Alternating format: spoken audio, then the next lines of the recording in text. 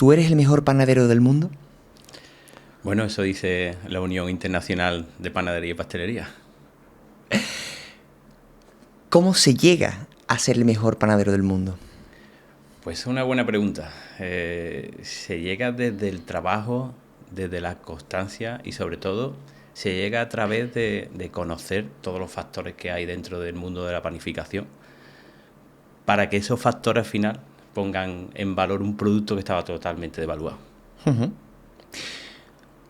Vamos a remontarnos, Domi, a los orígenes. ¿Tú cuando amasaste tu primer bollo?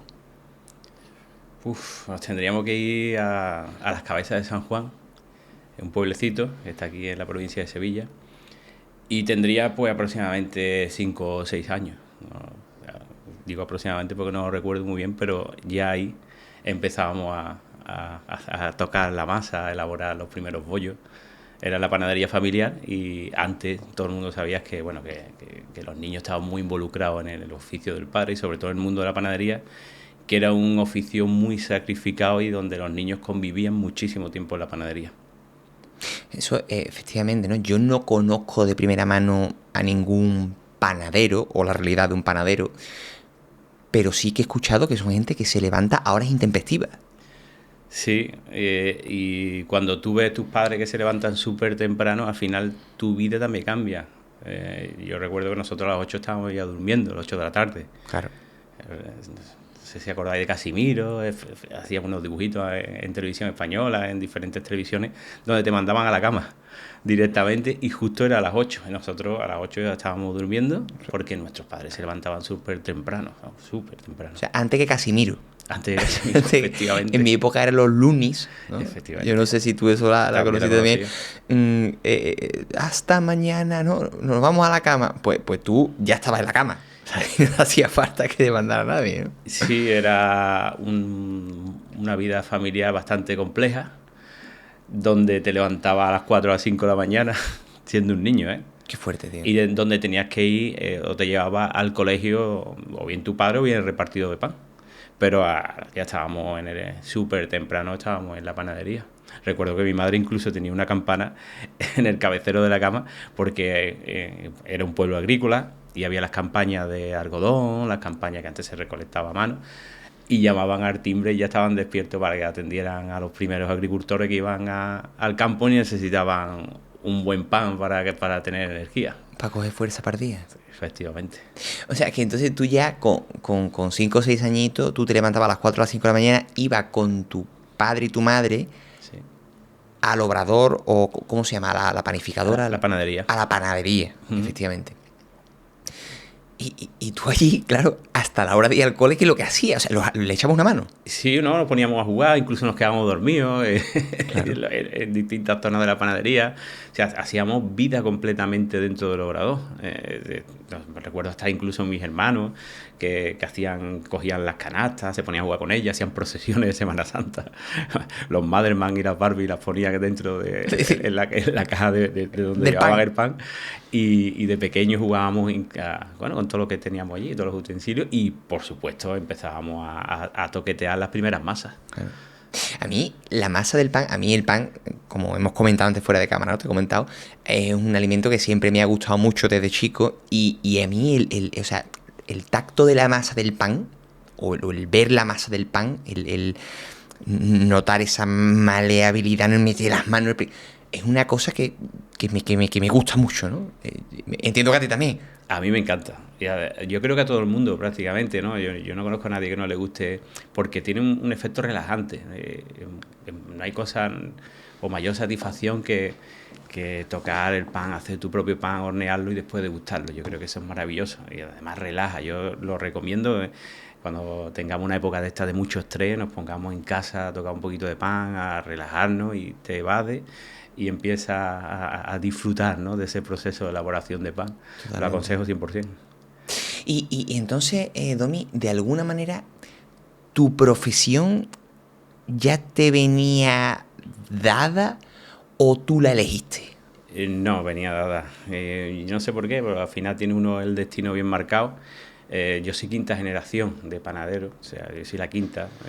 por parte de mi padre, la cuarta por parte de mi madre, es un disparate. Incluso por ambas, Por ambas partes, o sea, tenía que ser No panadero. había opción. No había opción.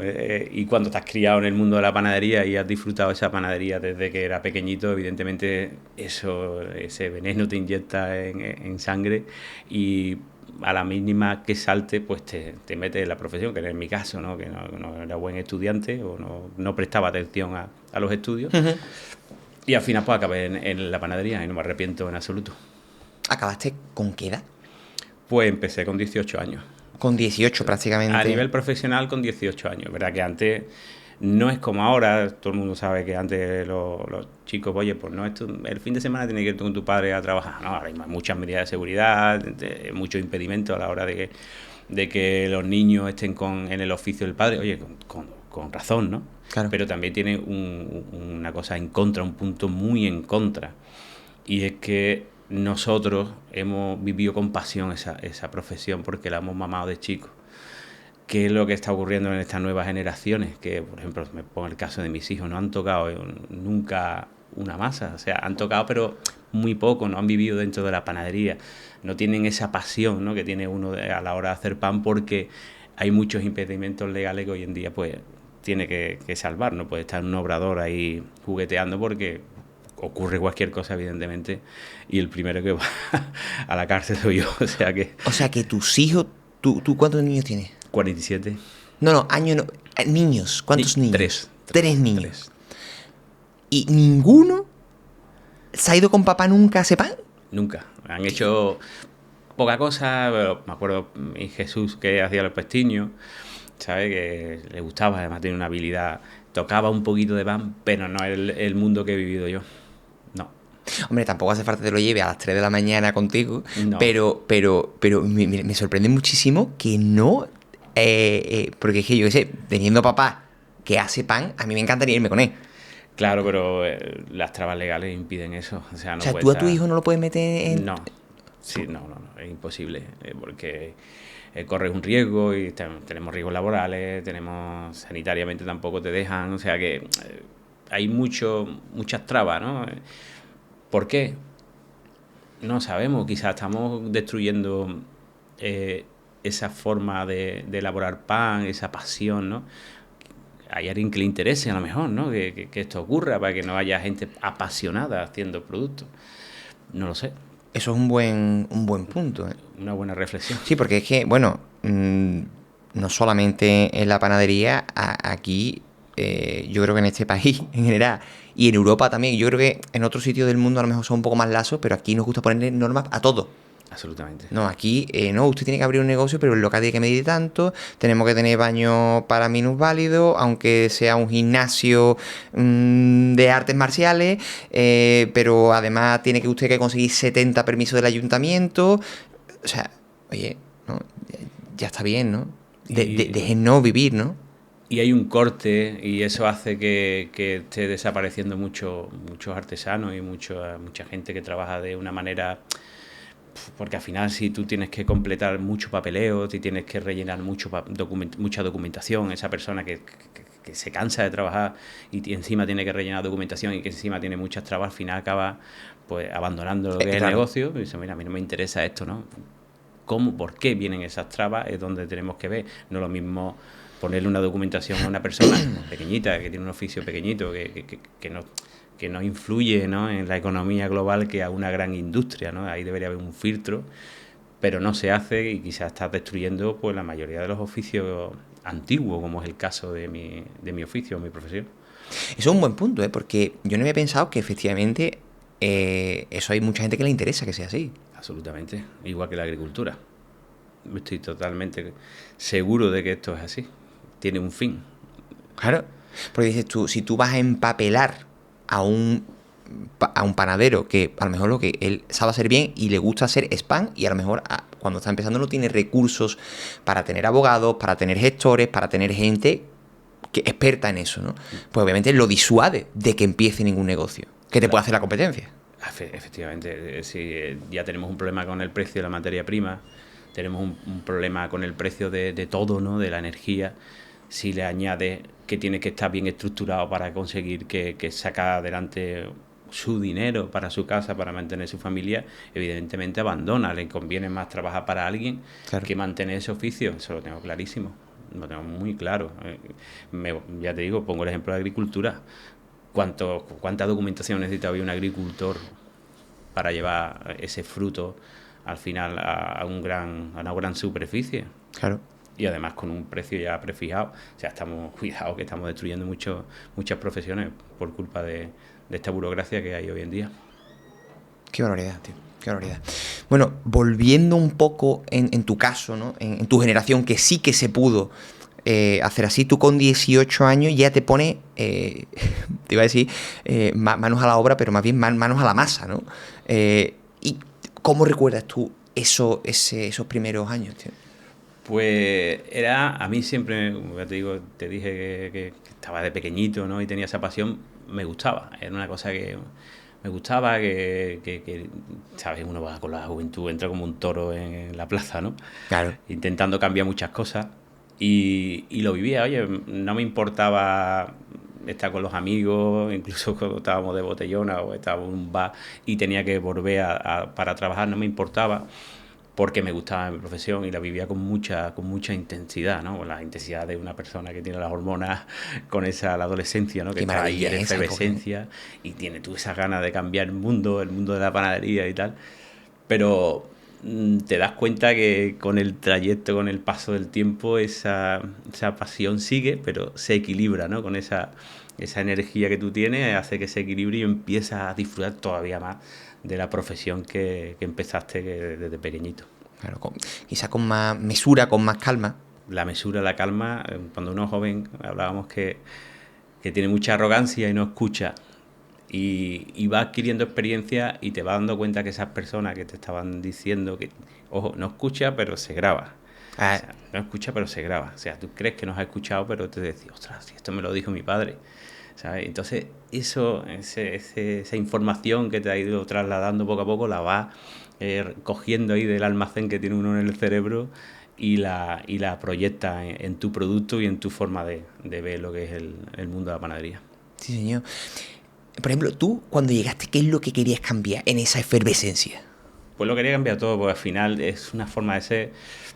Yo nunca me conformo con lo que tengo. Ojo, no soy ambicioso, no hablo de ambición, sino de producto. A nivel de producto, siempre he dicho que el mejor pan está por venir. ¿Sabes? Que se evoluciona, se aprende todos los días.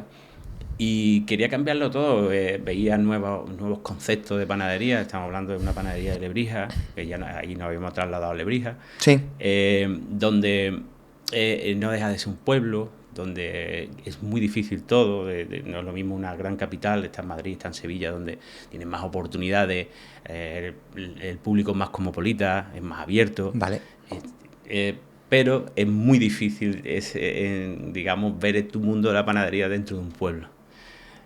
Me costó más, pero no me arrepiento porque tiene muchísimo más valor que si lo hubiera hecho de una gran capital. Claro, o sea,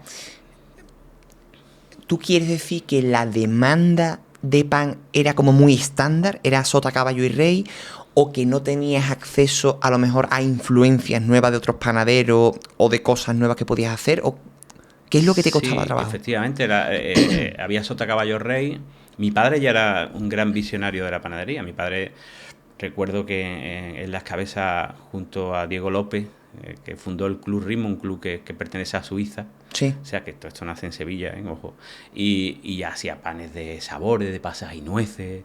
Claro, lo que se lleva ahora en el año 80 y pico, estaba 89, 88, no recuerdo bien. Sí, casi 40 años. Casi 40 años, ya hacían panes de sabores. Y allí en Lebrija, en un pueblo, meter esos panes de sabores es súper complicado. Pero teníamos esa idea de cambiarlo todo, no solo lo que es el producto, sino también a la hora de vender el producto. Mi madre me enseñó muchísimo a la hora de vender productos. Yo siempre he dicho que un 50% es el obrador y un 50% es la venta. O sea, Claro, si claro, tú tío. no trasladas lo que estás haciendo el obrador a la venta, tienes un gran problema. O sea, tú puedes ser el mejor panadero del mundo, el mejor que tú quieras, pero que la persona que está vendiendo el producto tiene que ser la mejor vendedora o el mejor vendedor del mundo, eso lo tengo clarísimo. Claro. Y ese concepto me lo enseñó mi madre. Haz el pan correctamente, el pan que tú quieras, pero también venderlo muy bien. Y por ahí fue donde hicimos nosotros nuestra dirección, ¿no? En el mundo de la panadería, a cambiarlo todo, el espacio, la manera de vender pan, todo, ¿no? Lo cambió todo.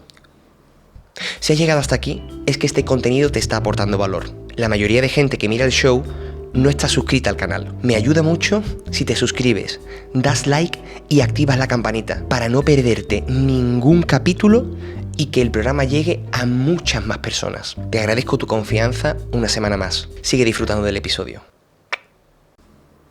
¿Cuál es la mejor manera de vender pan? Pues es una buena pregunta. Yo creo que la mejor manera hoy en día, tal como está el mundo, ¿no? Pues un espacio que sea agradable, donde el público se sienta a gusto y sobre todo una experiencia. Siempre digo que el pan tiene que ser una experiencia, no tiene por qué ser un producto menor dentro de la gastronomía, donde tú te sientas a gusto, donde se le explique al cliente las bondades del pan, o no solo organoléptica, que esté rico, que tenga un buen crujiente, que sepa bien, sino que también lo bien que le puede sentar. Hoy en día sabemos que tenemos mucha intolerancia, estamos descartando incluso el pan de la dieta. Vamos a darle a ese cliente que tiene ese tipo de intolerancia o que está rechazando de la dieta, vamos a darle el producto para que lo pruebe, para que vea que le sienta bien, pero para eso necesita unos conocimientos que tiene que trasladarse desde el obrador, o en este caso mi persona, a la persona que esté en venta y que esa información se le traslade correctamente al consumidor. O sea, es un poco, casi como todo en la vida, ¿no? Darle cariño a la gente y después también tener los conocimientos adecuados, ¿no? Sí, el que piense que esto es agua, sal y harina está completamente equivocado. Aquí entra la bioquímica, entra muchísimos factores para elaborar, porque todo el mundo entiende como el pan como una cosa que se come, ¿vale? Que si, hay veces que dice, bueno, esto es pan pujada la comida, ¿no? No, es verdad. Me acuerdo de Antonio Escribano, esto no es solo pan pujada la comida, oye, que aquí hay un producto que si lo haces correctamente te va a aportar muchísimo, y lleva con nosotros 3.000-4.000 años, ¿sabes? Y, bueno, el hecho está que el que creó, el primer creador de gremio de panadero de la historia fue Trajano, el que crea el primer emperador gremio. Trajano. Ahí nace el pan. Ahí nace el primer gremio de panadero. El primer gremio, vale, como la primera. El gremio y es sevillano, o sea, Fíjate, itálica. Es curioso, ¿no? Pero eso, ¿no? Que tenemos que darle ese valor añadido al producto y de conocer todos los factores te da un arma increíble. Para conocer todos los factores, evidentemente, tiene que estudiar muchísimo, llega a colaboraciones con grandes centros tecnológicos y con universidades para aprender. Porque claro. Tienes que aprender y después tienes que utilizar todos esos estudios para avalar el producto que estás haciendo. Ahora haremos un poquito más adelante un deep dive en el producto per se, porque además creo que, bueno, tú no solamente haces pan, sino que haces una variedad de cosas, ¿no? O sea, el panadero al final hace dulces, ¿no? Tartas, absolutamente de todo, ¿no? Y me interesa muchísimo porque a mí el pan es una cosa que me gusta mucho y ya que te tengo aquí hoy, pues voy a aprovechar para empaparme del todo, ¿no? Continuando un poco con esa historia tuya, esa rebeldía de la adolescencia. Entonces, claro, 18 años, digamos, ¿qué ocurre o cómo evoluciona ese Domi hasta llegar a 2021 que le dan el premio mejor panadero del mundo? Es que no es poca cosa, ¿eh? Bueno, la evolución es brutal, es lenta. Una evolución lenta donde te tengo que reconocer que hay muchas penurias, muchos errores. Se pasa fatiga. Muy mal. O sea, si yo tuviera que empezar de nuevo, me lo plantearía. Sí. ¿No lo volverías a hacer a lo mejor? No porque lo he pasado mal, O sea, detrás no hay, hasta llegar a 2021 donde consigue el premio, había muchos fracasos, donde había un fallecimiento de mi padre, por ejemplo, que me hizo coger el obrador de muy joven, estamos hablando del año 2000, y yo me tengo que hacer cargo del obrador. O sea, tú tenías 47 con 22. Con 22. Y con gente que, bueno, que es mayor que tú, Que no tolera que tú le des órdenes. que no tolera que tú le des órdenes, donde tú estás aprendiendo, donde no te salen las cosas, donde montas un nuevo obrador, porque mi padre fallece en el montaje de un obrador, Ah, donde tu familia se juega todo el dinero, o sea, tu madre, es brutal, la presión es tremendísima, ¿no? Entonces, hemos llegado hasta aquí con sufrimiento, con intentar sacar el producto adelante, pero realmente cuando pegamos el cambio radical fue cuando ya mi madre me cede lo que el negocio de la panadería. Mi madre se cansó ya de panadería, me lo cede a mí, entonces ya tengo vía libre. claro, porque es que esta situación es un poco compleja, ¿no? Es decir, tu padre fallece cuando está montando un nuevo obrador, pero tu madre es panadera.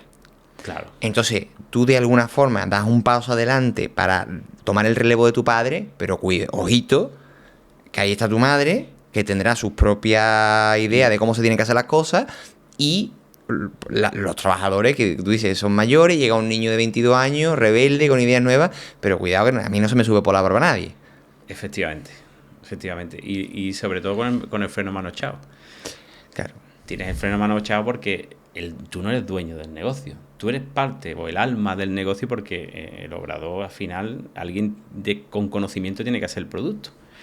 Pero tienes el freno a mano echado. Pero no me rendí, nunca.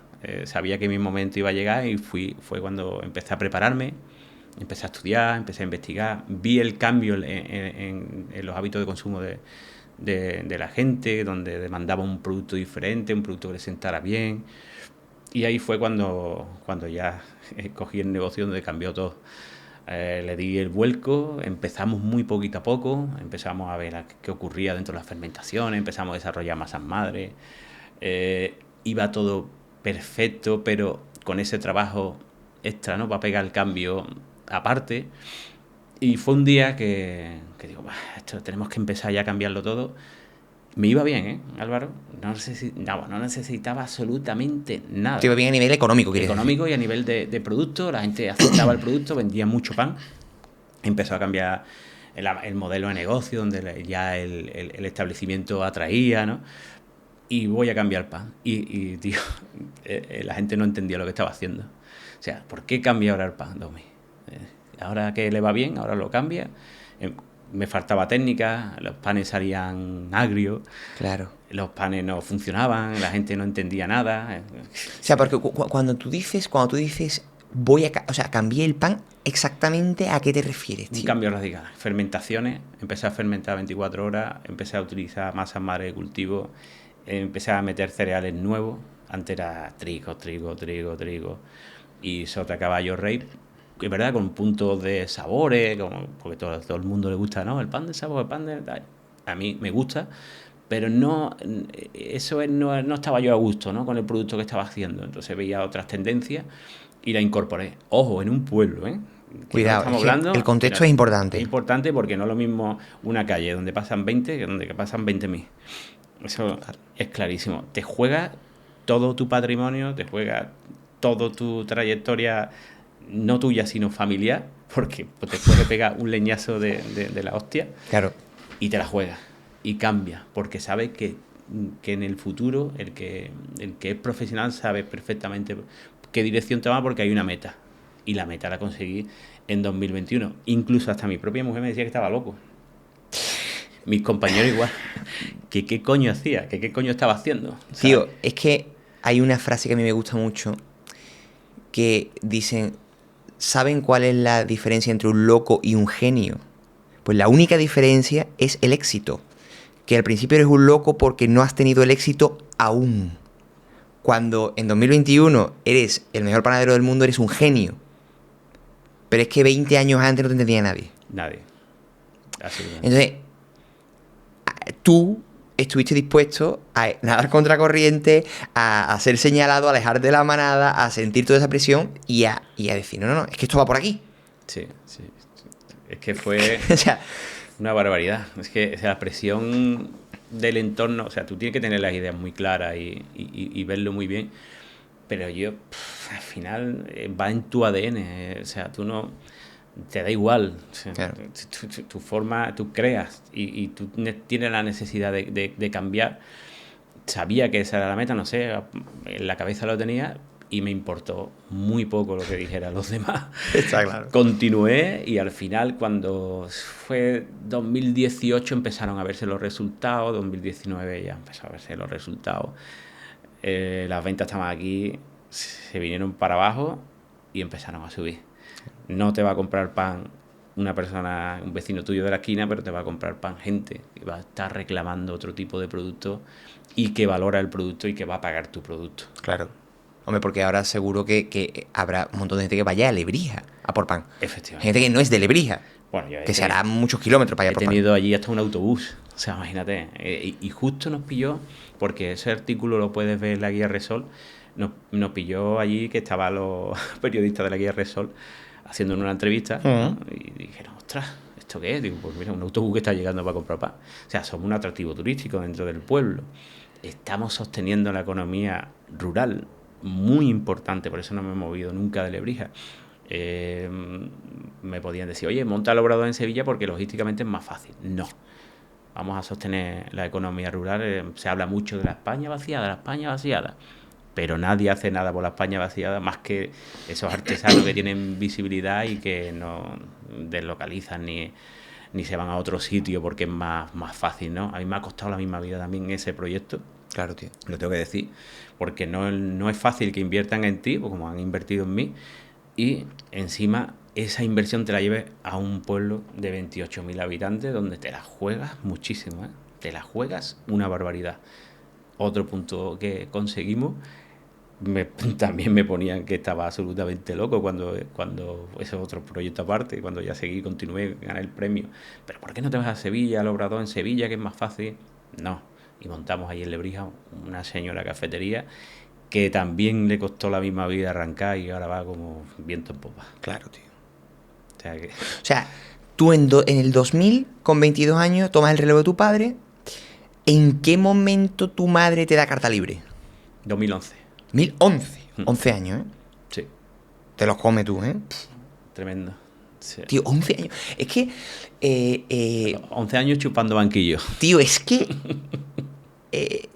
a mí me encanta porque al final toda la gente a la que le va bien es que todo es así, ¿no? Y me gusta mucho porque tú eres una persona también con mucha visibilidad. 11 años. Pero que no son 11 días, ni 11 semanas, ni 11 meses. No. Eso es una década trabajando en silencio. Después de esos 11 años, prácticamente, o otra década más, trabajando a contracorriente, creyendo todo el mundo que estás completamente chiflado. Absolutamente. Hasta que un día, en 2021, alguien te da... te da el reconocimiento a esa trayectoria, tío. Y desde un pueblo, y desde Andalucía, y de Sevilla. Porque sabemos que nos cuesta todo más. No tenemos esa visibilidad que puede tener las panaderías de Madrid, las panaderías del norte. Un pueblo ahí de Sevilla, en Lebrija, la Unión Internacional. Para el que no conozcan la Unión Internacional, el presidente de la Unión Internacional es el presidente de los panaderos franceses. ¡Wow! Cuidado. Donde hay 4 millones de asociados. Sabes que muchas veces, porque no sé qué, porque, y tú sabes que hay muchos títulos por ahí, que título mundial de no sé qué, el mejor no sé cuánto. Esto lo da la Unión Internacional que es un estamento oficial. Y que se conozca tu trabajo de esta manera en ese pueblecito, ostras, tío. Eso al final dice tú, echa una mirada atrás, el cerebro, o sea, la mente es súper sabia y se olvida.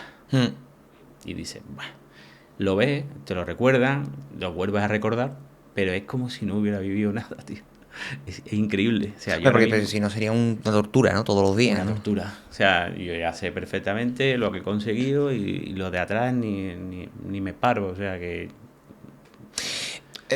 A mí me gustaría enfatizar, ¿no? Para los chavales, habrá mucha gente que quiera hoy en día ser panadero, que te vea a ti y lo bien que le va a Domi, yo también quiero.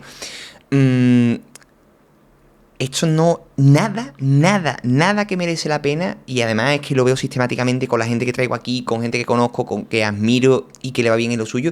Nada se consigue de la noche a la mañana. tú te has enterado de la noche a la mañana. Pero tú llevabas 20 años. Sí. Importante, 20 años cuando tienes una pasión, porque es una cosa que te gusta, porque sin pasión hoy en día no se hace nada, que no te da esa fuerza donde cuando estás flaqueando, saca incluso de un fallecimiento, como fue el fallecimiento de mi padre, coges una bandera, quieres llevar la profesión de tu padre a lo más grande y tú sigues, no te preocupes, tienes algo con lo que luchar, ¿no? Cuando tú tienes algo con lo que luchar, eso es muy poderoso, o sea, tiene una bandera, coge una bandera, es lo más poderoso que hay. No me hablo de bandera, oye, que hoy en día tú sabes que todo el mundo, la bandera. Sí, una bandera espiritual, o sea, que nace dentro. Un propósito. Un propósito, eso es único. O sea, eso crea una persona. La persona se crea ¿cómo? Con sus experiencias, con su desgracia, con su fortuna, ¿no? A la hora de tener gente alrededor que le aporta. Eso se crea una persona, por eso hablaba de que uno cuando tiene ya una edad ya se da cuenta de que se está asentando, ¿no? Está creando una figura, no una figura, ojo, hay que tener cuidado con lo que se habla en redes, pero sí está creando una personalidad, pero que se ha hecho y se ha fraguado desde la desgracia, desde el trabajo y de la constancia. Claro. Y además, y yo creo que tú has llegado bastante joven a los 47 años. No a los 17, ni a los 27, ni a los 37. No. Y un tío con tu edad, que es muy joven, que le vaya tan bien, también es muy reseñable. O sea, porque yo veo muchos chavales jóvenes, muy jóvenes, que se creen que esto es belula.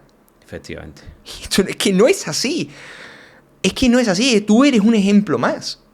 Sí, porque no solo a nivel profesional, también a nivel personal. Claro. O sea, mi mujer me dice, qué intenso eres. Digo, intenso porque me levanto por la mañana y veo el sol y digo, ostras, qué maravilla, tío. ¿Sabes? Ya toda esta penuria, toda esta historia, toda esta trayectoria al final te hace ver la vida de otra manera. Y ahí es cuando empieza a ganar realmente. O sea, tú puedes ser, yo qué sé, el campeón del mundo de MotoGP, pero si no eres capaz de disfrutar la vida y de ver todo lo que tiene alrededor, es bastante complicado, ¿no? O sea, incluso, mira, te pongo un ejemplo. A mí no me gustaría que me hubiera llegado el éxito con 20 años. No. No lo hubiera querido. ¿Por qué? Porque no estaba preparado emocionalmente. Lo mismo hubiera sido otra persona, hubiera tenido arrogancia a lo mejor, ¿no? Claro. Pero yo creo que el éxito cuando te llega con una madurez es impresionante. Una madurez mental y una madurez profesional, eso es lo más reconfortante que hay. O sea, que, vamos, a mí, ya te digo, al final te pone la guinda al pastel, pero que si no hubiera ganado nada, no pasa nada. Hubiera seguido ahí, orgulloso de lo que hago, claro, y de llevar una profesión que lleva siglos en mi familia. Qué bueno.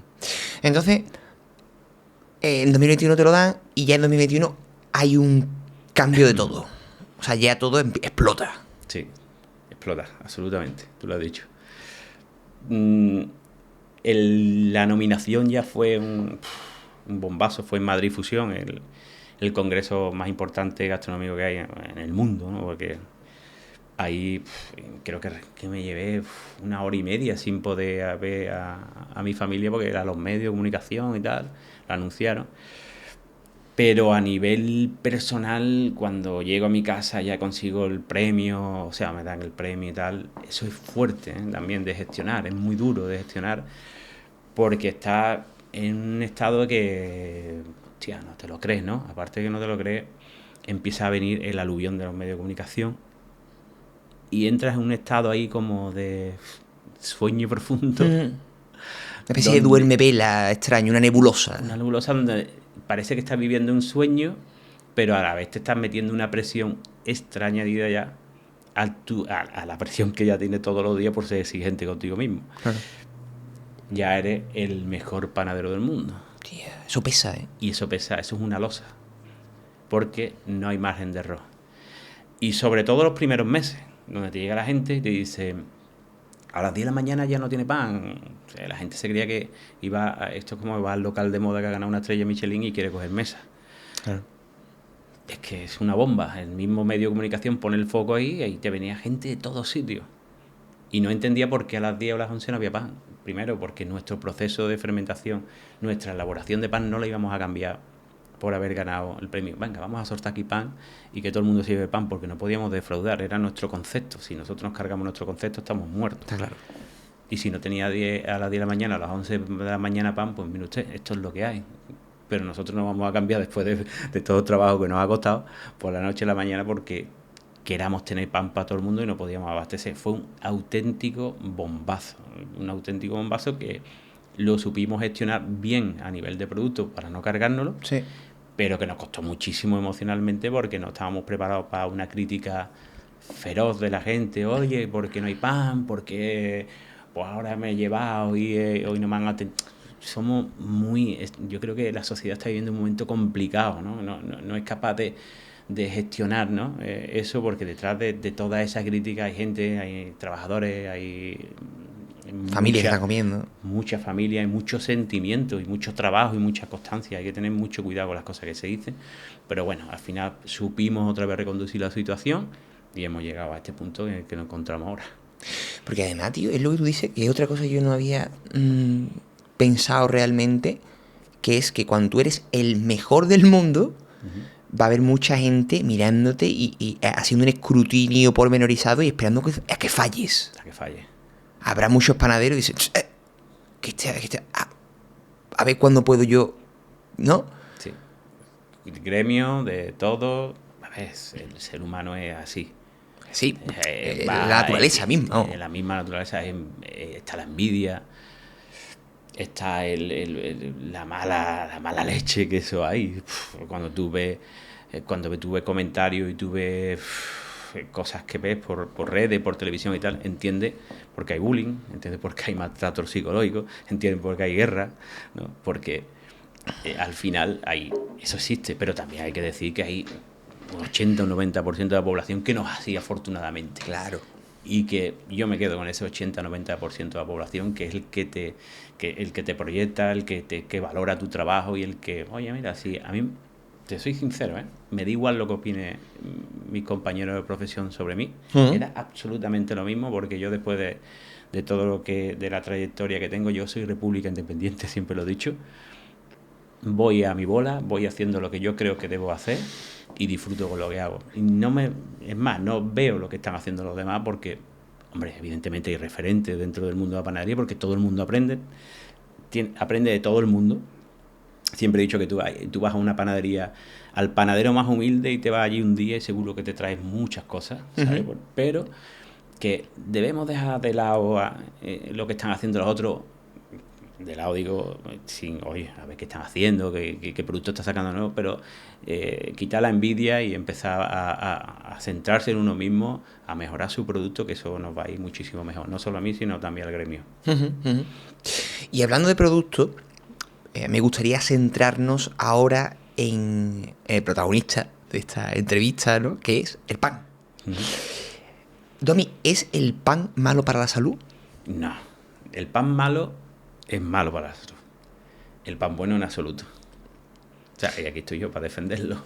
Efectivamente, ¿no? Entonces, ¿por qué de alguna forma en los últimos años se ha demonizado tanto y por qué realmente a muchas personas, y me incluyo, a mí me gusta mucho el pan, pero muchos panes me sientan mal? Pues es sencillo, sencillo, es difícil de explicar, pero sencillo por mi parte de entender, porque aquí, cuando yo le pongo el ejemplo a muchas personas del conflicto que tuvimos en España, como fue la guerra civil, la gente dice, ¿qué tiene que ver la guerra civil? Sí tiene que ver la guerra civil. Cuando yo soy quinta generación y sé lo que ha ocurrido en el mundo de la panadería hasta llegar hasta aquí. Recuerdo a mi abuelo, panes con diferentes cereales, capelli, raspinegro, son trigos duros. Son diferentes variedades de trigo, ¿no? Variedades de trigo, donde se molía incluso en la misma panadería. Se daba una fermentación larga, todavía no habían entrado las pastillas famosas estas de levadura que puedes encontrar en Mercadona, etcétera, etcétera, o en cualquier sitio, ¿no? La pastilla de levadura no existía en el año 30, se fermentaba con el pie de masa, con la masa madre, etcétera, ¿no? Esa fermentación natural y ese proceso lento hacía que el pan se volviera mucho más digerible. Claro, vamos ahí, porque yo creo que, ni yo, ni creo que mucha gente de la audiencia somos muy duchos en fermentaciones o en pastelería en general. Entonces, vamos a analizar un poco el tema este. O sea, tema fermentación, que veo que es importante, ¿no? Muy importante. Muy importante. Exactamente, la fermentación, ¿qué es lo que es? La fermentación es el proceso que hace que se eleve el pan, que tenga ese aspecto, ¿no?, de volumen, que cogemos una masa, un trozo de masa, donde creamos bacterias, donde tenemos bacteria y levadura que hace que fermente el pan, creamos gas, ¿no?, Vale. que tenga una esponjosidad el Una pan, esponjosidad. el producto. Pero ahí no solo es eso. Ojo, ahí se degradan gluten, se degradan almidones, que hace que el pan sea más digerible y que no te meta una ostión de azúcar, ¿no? No te suba los picos de insulina. Ajá. Si ese proceso se hace de manera rápida, Sí. ni destruyes el gluten ni destruyes almidones. Tienes un pan que te come absolutamente toda la proteína, que en este caso es el gluten, y un pan que te comes absolutamente todos los almidones. Si lo hace de manera lenta, a 24 horas de fermentación, con masa madre de cultivo, donde hay enzimas que cortan la proteína, ¿no? Hablamos de las enzimas para que esté viendo, no sepa lo que es, tiene la función de cortar siempre. Vale. Tenemos las proteasas y tenemos la amilasa. Vale. Una se encarga de degradar la proteína y otra se encarga de degradar los almidones. Total. Tenemos un producto totalmente diferente. O sea, tú utilizas un producto, o sea, elaboras un producto a 24 horas y a 2 horas Sí. y no tiene nada que ver. Vale. Nada. O sea, hay cambio. Hay un proceso ahí en la fermentación que hace que ese producto sea totalmente diferente. A nivel de digestibilidad, a nivel de cómo te sienta, cómo le sienta tu organismo. Efectivamente. O sea, uno de los cambios fundamentales entiendo que es la aparición de métodos para aligerar, acelerar esa fermentación. Ahí entra lo que hablábamos de la guerra civil. En España hay una hambruna, el producto de primera necesidad, ¿cuál es? El pan. Hay que producirlo rápido. Se cambian procesos, fermentación más rápida. Entra aquí en juego ya la pastilla que hace que fermente rápido. La pastilla, esa pastilla. La pastilla de levadura, bueno, pues la levadura que no levadura. Que no deja de ser un ingrediente natural, ¿no? Al final Son bacterias. No, en este caso son levadura, que es un hongo, ¿no? Es un hongo. Que se introduce en la elaboración, o sea, en la harina, en el agua, en lo que es la masa del pan. Sí. ¿Eso para qué? Para acelerar el producto. Eso lo acelera. Lo acelera. Yo pensaba que eso era necesario para la fermentación. No, tú puedes crear tu propia levadura. ¿Qué pasa? Que la masa madre que, por ejemplo, tenemos nosotros en casa, pues tiene menos levadura que la levadura que te viene ya. Esto es como la sopa, como el concentrado de sopa, ¿no? Claro. Efectivamente, tiene ahí millones de microorganismos, mientras que nosotros necesitamos menos microorganismos porque vamos a un proceso más lento.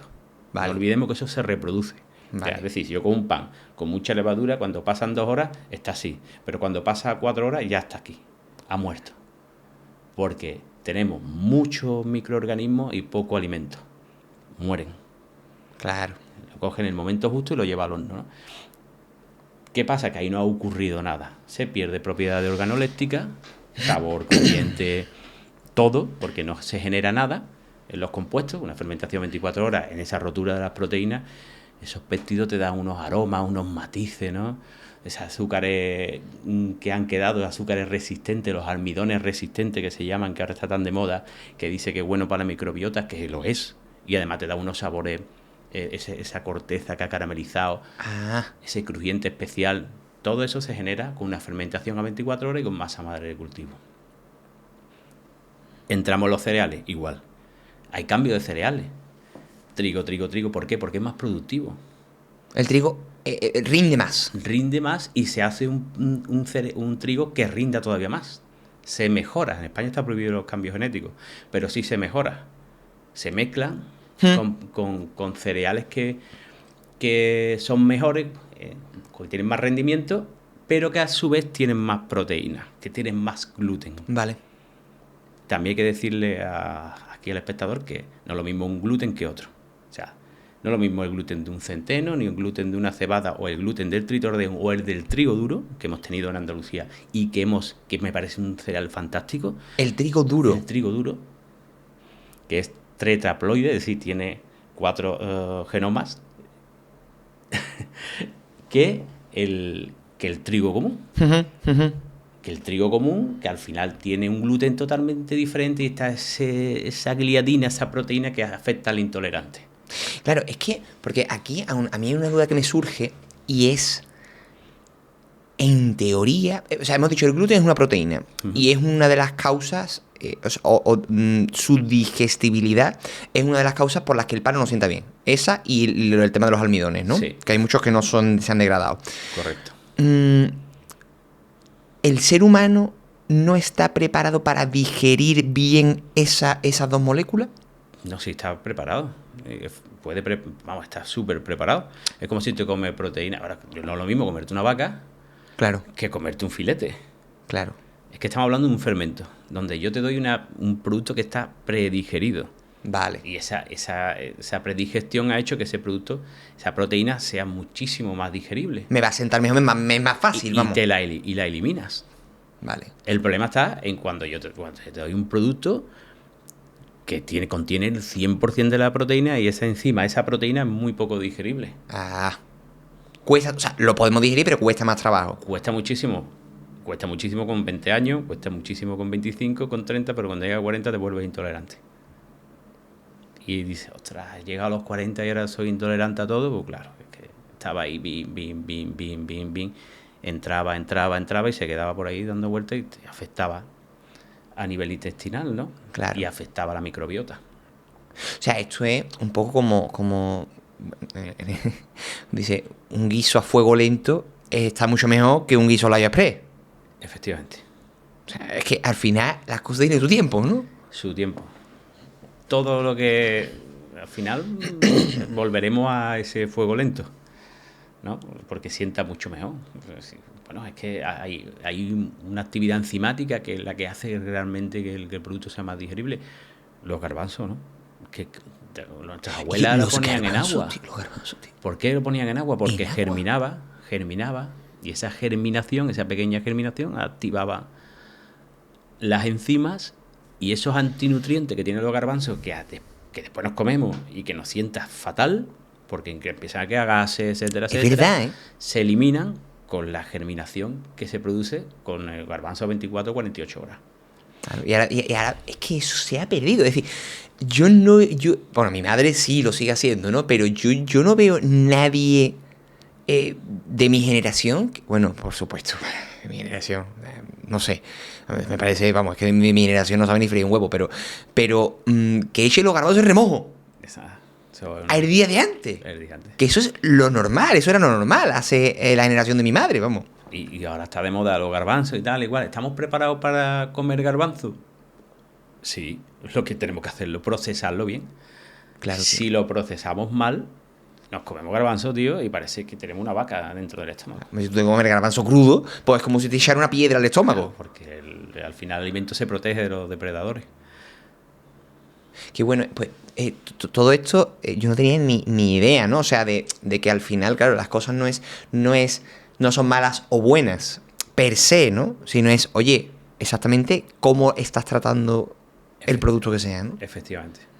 Vamos a irnos a la dieta mediterránea de toda la vida, que yo creo que es la que ha funcionado bien, y vamos a dejarnos de modas y de historia, porque si te vas a nuestros antepasados, estaban finísimos. Yo creo que el concepto nos estamos equivocando completamente. Yo creo que no está, el problema no está en qué producto elegir, sino en nuestra propia forma de vivir, ¿no? Porque no hacemos el suficiente ejercicio, vivimos vidas cómodas, no es como antes, que antes se cogía el algodón a mano y ahora se recoge con maquinaria. O sea, que el mundo va evolucionando, pero va evolucionando también para mal Por en supuesto. este aspecto. Entonces tenemos que tener una vida donde la salud y el deporte esté por delante, y eso te va a además asegurar que el producto que comas, que esté bien elaborado, producto que te sienta bien y producto que no te vaya a engordar, sin ningún tipo de duda. Claro, claro. Entonces, has mencionado que no solamente el tema de la fermentación, sino los cereales. La variedad. La variedad de Y cereales. ahora es, por lo general, en la industria de hoy en día, es trigo del más alto rendimiento que haya. Efectivamente, porque además a la hora de producir el pan te facilita muchísimo la producción de pan. Nosotros estamos jugando al límite. Muchas veces cuando llega alguien al obrador le pongo el ejemplo del delantero centro que siempre está con el defensa y está ahí, que a la más mínima te levantan el banderín y te juega un 1 contra 1. ese es nuestro caso. Nosotros siempre estamos con el banderín. ¿Por qué? Porque son cereales que tienen, primero, son harinas que están muy vivas. Y después ¿Eso qué quiere decir? pues son de grano completo, donde muchos están molturados en piedra, donde no ha habido un tratamiento sobre ella en el sentido de que en la elaboración, o sea, la molienda es una molienda muy artesanal, donde es complejísimo elaborar pan con, por ejemplo, con tritordeum, porque ¿Eso qué era un tritordeum? cereal que es una mezcla, una hibridación que se llama, una mezcla de trigo duro con cebada. Sí. Ese cereal, pues está demostrado que sienta muchísimo mejor que el trigo común, pero tiene la particularidad de que a la hora de elaborarlo es complejísimo. Muy complejo, es dificilísimo de elaborar. ¿Por qué? Porque tiene muy poco gluten, el gluten que tiene es, digamos, de muy mala calidad a la hora de panificar. Por eso hablábamos de que hay diferentes gluten, no todos los gluten son iguales. Y esa falta de glutenina, que es lo que hace que el cereal sea más panificable, al final tienes que tener una técnica brutal. Claro. Si no, no elabora. Y unos conocimientos del cereal y cómo se comporta. Y eso es lo que la gente no entiende, a lo mejor el cliente no entiende, ¿no? ¿Dónde está ¿qué ha hecho este tío? Bueno, pues este tío ha cogido y hace molletes de tritordeum y donde tuve un aspecto fantástico. Apetecible. Hay gente que no hace nada con el tritordeum. No hace nada. O sea, hay gente que tienen 20 años y 30 años de panadería a sus espaldas. Ahí está la clave, una de las claves que tiene nuestro obrador. Y otra cosa que has mencionado, que yo también lo he escuchado mucho, pero que tampoco tengo muy claro lo que es y creo que es central, es masa madre, tú le has añadido de cultivo. Sí. ¿No? Exactamente, ¿qué es la masa madre? Bueno, la masa madre todo el mundo habla de ella, nadie sabe lo que es, ¿no? Realmente todo el mundo se centra en que es un fermento. Es un fermento. Un fermento. Pero yo voy más allá. Para mí es un cóctel perfecto, donde conviven bacterias y levaduras. Que para mí, y desde lo que hemos aprendido con el CSIC, ¿no? Y con diferentes universidades, esas bacterias, esas levaduras, hacen que el pan sea mucho más digerible y siente muchísimo mejor y le dé unas propiedades, unas características al producto increíbles. Bueno, nos podemos ir al vino, ¿no? Donde se inoculan levaduras precisamente para que tenga unos matices y unos sabores. Ya eso de sabor, pero como nuestro producto ha estado tan maltratado siempre y ha estado tan en el punto de mira, nosotros nos vamos más al tema de salud y valor nutricional, etcétera, en nutrición y que tenga el espectador claro que la masa madre de cultivo, ahora explico por qué de cultivo, es un cóctel de bacterias y levadura necesaria para que el producto sea un producto saludable, rico y nutritivo. O sea, no tiene nada que ver irte al Mercadona y comprarte efectivamente las pastillas de levadura, que hemos dicho que es un hongo, que es un fermento también, ¿no? Que hace que fermente la masa, que le dé esa esponjosidad, ese aire, que usar masa madre, que es una mezcla de bacterias y de fermentos. Sí. Pero, ¿cómo luce la masa madre? Exactamente, ¿es una masa? Bueno, puede ser una masa tanto sólida como líquida. En mi caso es líquida. ¿Es líquida? Es líquida porque, vamos a explicarlo, es muy sencillo. La diferencia es que tiene actividad bacteriana con respecto a esa pastilla que hablamos. Ah, vale. Tiene actividad bacteriana. ¿Y eso qué implica? Implica que tengamos bacterias que son capaces de degradar gluten, de comerse azúcares, etcétera, que le da unas propiedades, no me quiero tampoco irme muy técnico, porque si no, no van a entender absolutamente nada. No, pero yo creo que tú sabes mucho de esto, entonces es interesante también. Claro, porque las bacterias se estudian, hay bacterias que te crean riboflamina, o sea, en su fermentación, pero eso ya nos iríamos más a la selección de bacterias, ¿no? Vale. Se hace un cóctel, imagínate, ¿no? Podemos hacer un cóctel perfecto. O sea, sabemos que hay una que es especialista en cargarse el gluten, la inoculamos. Tenemos otra que es especialista en cargarse almidones, la inoculamos, ¿sabes? Ese es el cóctel perfecto que se puede tener. Vale. Se puede tener, ese es el futuro de la panadería, ¿eh? La masa madre, los starters que se llama, que sería coger el cóctel perfecto de levadura y de bacterias, incluso la autóctona tuya, que cada panadería tiene una levadura y una bacteria autóctona que está ahí. O sea, es curiosísimo. ¿Cómo que autóctona? O sea, hay una que se da justo en la panadería. Yo tengo una panadería en Lebrija y me voy a hacer una masa madre a otra panadería de Lebrija y seguramente segura, aunque yo le ceda mi masa madre, la predominante va a ser la que predomine justo en la panadería. Es O un sea, mundo, depende del sitio. depende del sitio. Es alucinante. O sea, Porque para que nos hagamos una idea, tú tienes un líquido que es líquido, un cóctel, una combinación de bacterias y fermentos que además varía de panadería a panadería efectivamente. y que es uno de los secretos por los que tú puedes hacer tan buen pan. Claro, y aparte le da una personalidad a ese pan. Una personalidad. Sí, porque es que nos vamos al vino. Una levadura concreta que le da una característica al vino. Sabor, olor, sabor afrutado, sabor, cuando se habla de vino, regalí, ¿sabes? Sí, Toda sí, sí. toda esta historia al final viene de eso, ¿no? De esas propiedades. Tío, y esta masa madre, esto se compra, se hace. O sea, esto como si yo quiero decir, oye, a mí me gustaría también, a lo mejor, hacerme mi pan en casa con masa madre. ¿Eso lo puedo hacer? Se puede hacer, pero a nivel... Yo no lo... A ver, hay mucha gente que hace pan en casa, pero debemos... el espectador debe de diferenciar entre una masa madre y una masa madre de cultivo. Cuando yo hablo de masa madre de cultivo, es una masa madre que ha nacido de forma espontánea. Es decir, tú coges agua y harina y vas fermentando. No se puede inocular levadura, no puedo coger un trocito de pastilla, echarla ahí para que fermente antes, no.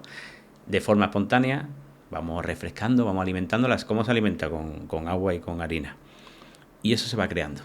4 días aproximadamente tienes tú un fermento, Sí. que es el tuyo, y a partir de ahí vas cuidándolo, vas metiéndolo en frío, porque las bacterias necesitan que esté a una temperatura para dormir y después volverla a refrescar. O sea, subimos otra vez la temperatura, para que fácil, yo mantengo mi masa madre a 2 grados y la fermento a 28. A 2 grados dejo las levaduras y las bacterias dormidas, después le echo de comer y esas bacterias se reproducen y tengo más levadura y más bacterias. Ah, Pero de forma espontánea. Eso es masa madre de o sea, cultivo. es un organismo vivo que tú un día creaste en tu obrador y que lo has mantenido y lo has reproducido. Efectivamente. O sea, por ejemplo, para que yo me haga una idea, ¿no? Tú que tienes allí como un frigorífico, unas cámaras con masa madre y la vas criando. Es como el que tiene un... Sí, como el que tiene ahí una pecera ahí de Eso, ¿no? Por poner un ejemplo, hay una máquina que te hace esa función porque tiene unos parámetros donde tú puedes indicar la temperatura de conservación y la temperatura de fermentación. Vale. Ya, eso evidentemente ya se ha desarrollado esa Eso máquina porque hay, claro. pero vamos, que se puede hacer en casa y tal y guardar en frío. ¿Eso que te garantiza? Pues te garantiza que todo va correctamente. Tú sabes que la gente abre el frigorífico 20 veces. Claro. Y ahí entra calor y ya la fermentación, ya ocurre una fermentación y te puede crear otras sustancias que no son buenas. O sea, Vale. esto necesita un control. Uno no puede hacer una masa madre como cuando yo veo mucha gente con los botes, esto ahí. No, perdona, esto tiene que llevar un control porque se puede crear sustancias que no son deseables. En una fermentación hay que tener mucho cuidado, hay que tener cuidado con lo que se fermenta y lo que se crea dentro de esa fermentación. Entonces, claro, pero esto no es, o sea, hemos dicho que era líquida. Líquida. Puede ser sólida, también. Depende del es panadero. como una masa, pero más tirando a líquida. Sí, puede ser sólida o líquida. Vale. ¿Por qué la creo yo líquida, no sólida? Porque hay estudios que dicen que la masa madre líquida tiene más bacterias lácticas. Vale. ¿Y la gente qué es bacteria láctica? Bueno, están las bacterias lácticas, las acéticas, hay muchísimas, pero sobre todo nos centramos en las bacterias lácticas y acéticas. ¿Qué tiene mi pan de particular? De que tiene una acidez, pero es láctica. No notas esos panes como muchas veces comemos pan de masa madre, está vinagrado. Vinagrado, sí. Tiene esa sensación, uff, que sabor más fuerte, que molesto es, porque tiene mucho acético. Claro, diferentes ácidos. Ácido Diferentes acético ácidos, y el otro es ácido láctico. El ácido láctico te da un sabor más a yogur natural, agradable, y el acético es más vinagre. La masa madre líquida es el medio perfecto para crear esas bacterias lácticas, aparte de la fermentación, ojo. Si yo fermento a 28 grados, voy a crear más ácido láctico que si fermento a 10 grados. A 10 grados fermento y creo bacterias acéticas, porque las bacterias acéticas están muy cómodas a 10 grados. Vale. Pero las lácticas están más cómodas a 28. ¿Qué quiero yo? Un equilibrio. Yo quiero más láctico que acético. Oye, que el acético también tiene su parte buena, pero en pequeña proporción. En pequeña proporción. Sí. Claro, a mí lo que me confunde es, hemos dicho que eso se ha ha nacido de forma espontánea de una combinación de harina y agua originalmente. Entonces, ¿cómo se hace eso líquido, tío? Porque ahí hay harina, ¿no? Es la misma cantidad de agua que de harina. Depende de la absorción, ¿eh? Vale, y de esa manera es líquida. Hay que tener cuidado porque hay harina que absorben mucha agua y te tienes que ir a un poco más de ese. Más de un 100%. Sí. Vale. Vale, entonces, masa madre de cultivo, y ahora tú con eso es como el que le añade la levadura que compran en Mercadona, pero en bueno. Efectivamente. Oye, que no hay que demonizar la levadura de Mercadona, son microorganismos, pero lo que hace es acelerarte el proceso. Vale. Entonces nosotros lo que queremos es esa bacteria, esa levadura, pero que vaya lenta. Que vaya lenta, que a nosotros no nos interesa un ostión de levadura ahí para que haya mucho individuo comiendo. Claro. O sea, no olvidemos que el alimento de esas levaduras es el almidón. Es almidón. Eso, la fermentación. Entonces nosotros al cortar esos almidones que hablábamos anteriormente, esa masa madre, que esa bacteria, esas enzimas que cortan esos almidones, esas levaduras que tenemos en nuestra masa madre empiezan a comer, empiezan a multiplicarse. Entonces, y más. Cada vez más, entonces llegamos a ese punto donde cuando llegamos por la noche para hornear, por la madrugada, llegamos por la madrugada para hornear, está en el momento justo para meterlo en el horno. Vale. Y ahí es donde está el fuera de juego. Si no equilibras y no haces bien el proceso de pan, que es súper técnico, pues tira todo el pan. Ya no vale. Ya no vale. ¿Hay capacidad de reacción? No. ¿Por qué? Porque fermentamos 24 horas. No podemos hacerlo durante la noche. Aparte que empezamos a las 4:30 de la mañana. Ya no daría tiempo que estuviera el pan en las panaderías. O sea, que es prácticamente un proceso de laboratorio. De laboratorio. Tú tienes una receta perfecta.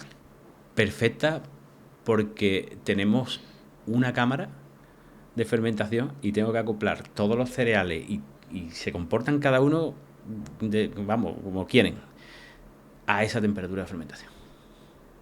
O sea, llegar hasta ahí es chocarte con una pared 20.000 veces. Porque eso a ti no te lo ha dicho nadie, eso lo has tenido que probar tú. Prueba, error, conocimiento, ensayo. Del 2000 que estaba ahí uno ahí. Pim. En 20 años te ha dado lujas, claro. Claro. Entonces. Madre mía, tío. Oye, y tema harinas. Por ejemplo, yo he escuchado, ¿no? Harina de fuerza. O harina, tú has mencionado harina más viva. O sea, ¿están todas las harinas hechas iguales? No. Ni está compuesta por los mismos cereales, cada harina diferente. Una tiene unas propiedades que le viene bien a cierto producto, otra le viene bien a otro.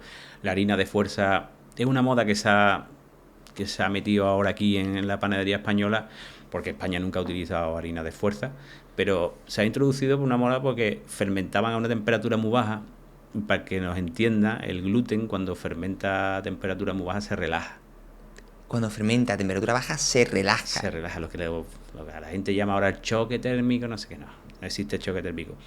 El problema está en que fermentan, hay gente que fermenta 24 horas, dice que fermenta 24 horas, hace una fermentación previa muy elevada e introduce el producto a 2 grados, 4 grados, donde hay mucho frío.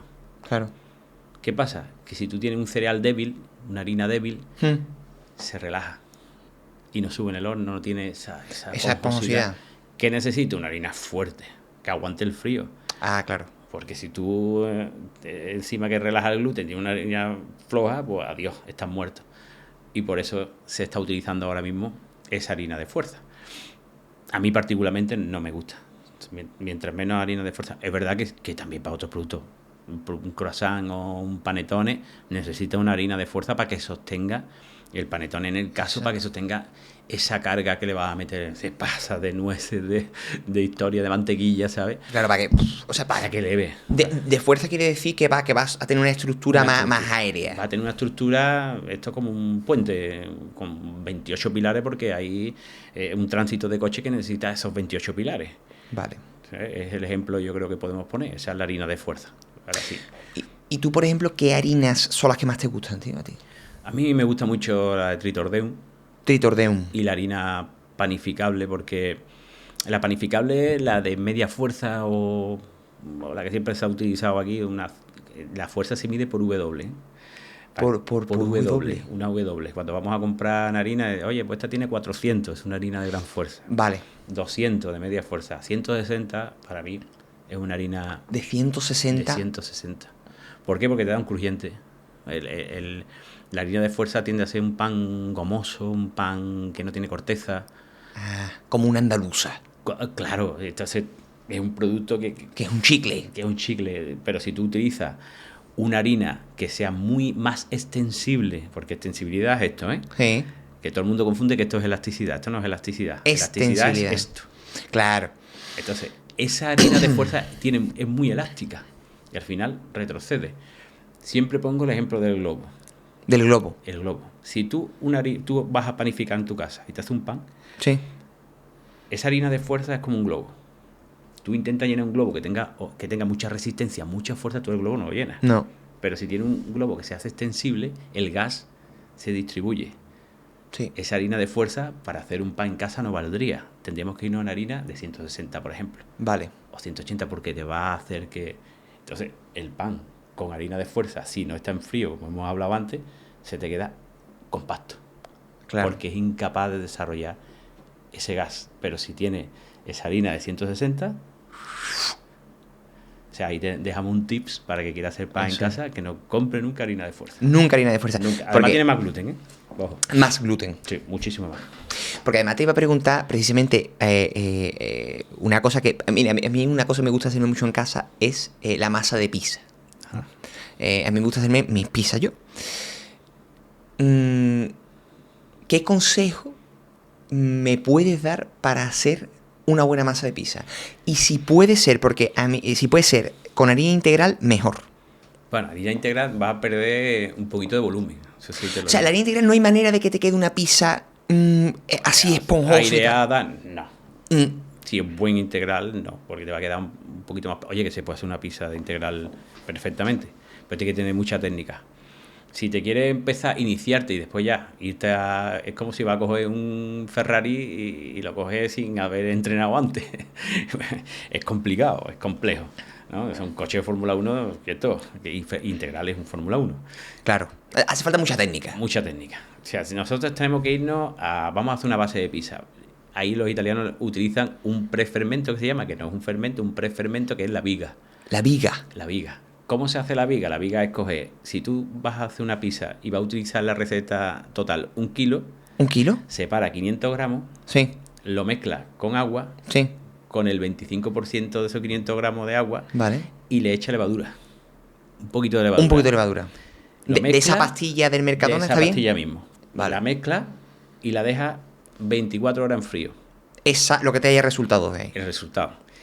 Ese prefermento lo vas a volver a utilizar, pero ya en la masa total. Ah. Sí, esos 500 gramos que te ha faltado antes, Sí. le añade esto, y le añade agua, y le añade la sal, y lo mezcla todo.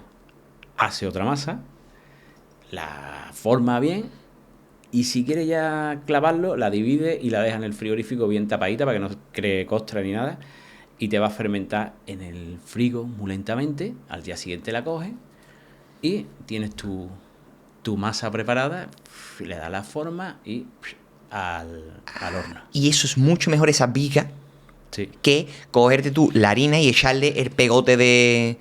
indiscutiblemente. A nivel de sabor organoléptico, etcétera, nivel Dios comparado con... Nivel Dios. Pues Sí. esto lo tengo que probar, tío. Y estamos hablando de harina blanca. O sea, Harina harina blanca. de trigo, Harina de estándar, trigo, de la que podemos comprar. Y idealmente que no sea de fuerza. Claro, en ese caso te va a facilitar ese frío que hemos hablado, ese frío que relaja el gluten, verdad. Ese, verdad. te va a facilitar. Pero bueno, si tienes técnica, te puedes quitar hasta la de fuerza. O sea que controlando lo que es el agua, porque el agua influye mucho, el agua relaja lo que son las O masas. sea, la hidratación de... La hidratación. O sea, pues esa es otra. ¿Cuánto agua? Ahí te lo va a decir la harina. Una harina de fuerza siempre va a emitir más agua. Por eso estamos hablando de O sea, rendimiento. tú le vas echando y hasta donde tú veas. Efectivamente. Vale, Al final es un poco ensayo-error.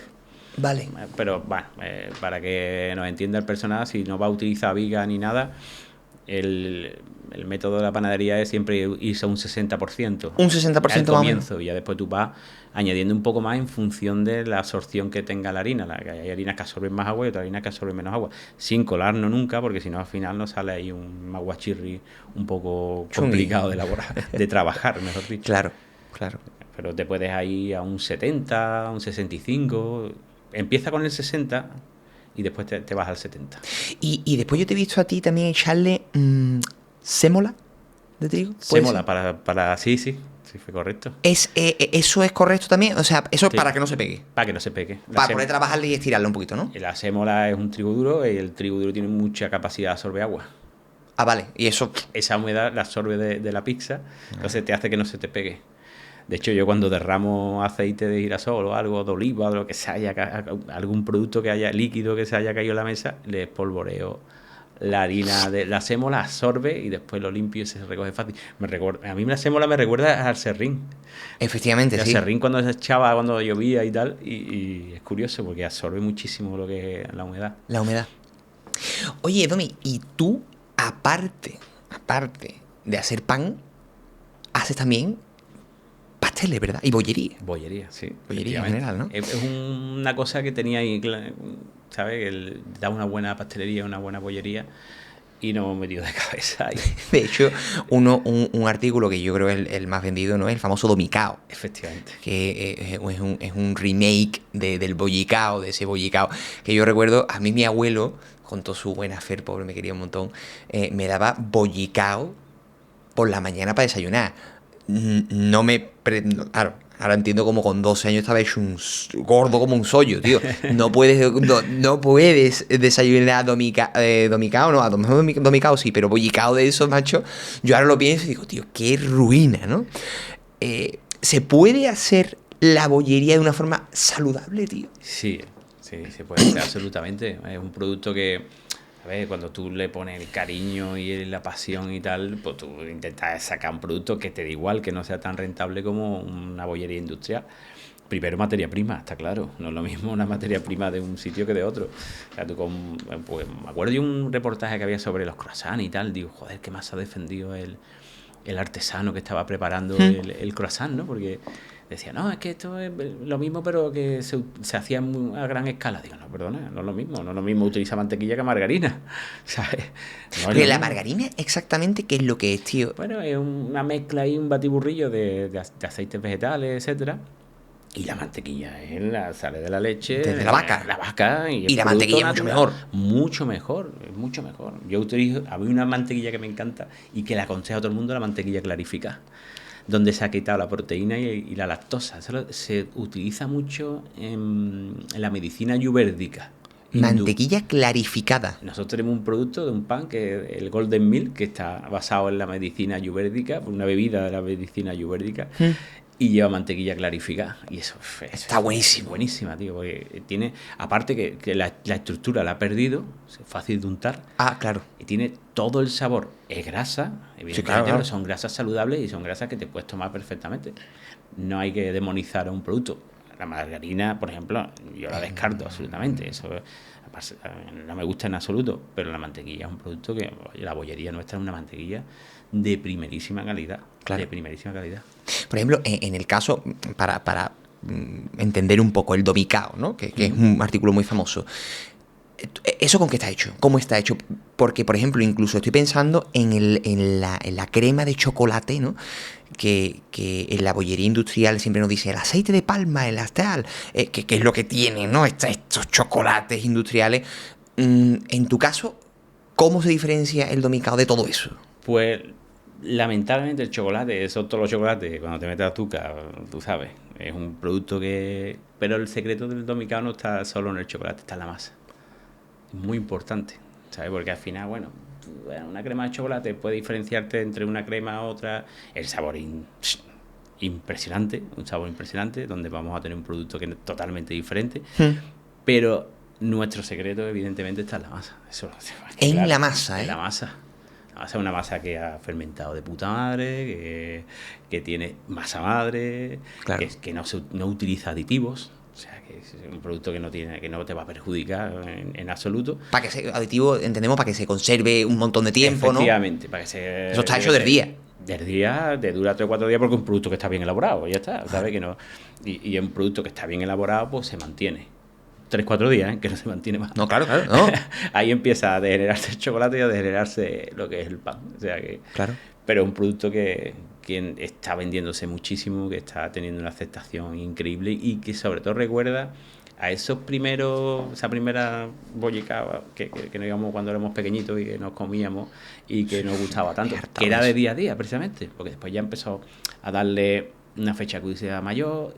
Yo que lo viví, yo lo he vendido. El bollicao lo he vendido yo en mi panadería. El bollicao es original. El original lo he vendido cuando estábamos ahí en Lebrija al comienzo. Llegaba todos los días el bollicao y era un producto muy bueno. O sea, un producto que, a ver, no te digo yo que te coma todos los días 3, pero que era un producto que era muy bueno. Fíjate, el bollicao original, ¿eh? El original era buenísimo. Empezaron a cambiar los procesos, empezaron a hacerlo para que durara una semana. Después me acuerdo yo que fueron a 15 días, después aumentaron fecha de caducidad y malo. Fuera. Pero bueno, al final pues, ahí está el domicao para recordar otra vez ese producto. ¿Y qué más cositas, tío? ¿Qué más opciones de bollería? Yo estoy orgulloso de esto porque esto te va a sentar y esto es bueno. El croissant. Un buen croissant. Un buen croissant. Para mí es un producto que se ha elaborado también con una fermentación lenta, de que está hecho con ingredientes muy buenos, una buena mantequilla que al final es verdad que te eleva los costes de todo y que hay gente que te dice, ok, un croissant de tal vale tanto, tío, es que no es lo mismo. El proceso no es lo mismo hacerlo de una manera manual que de una manera automática y después los ingredientes, evidentemente. Y ya te digo, todos los productos se pueden mejorar y pueden seguir avanzando, ¿sabes?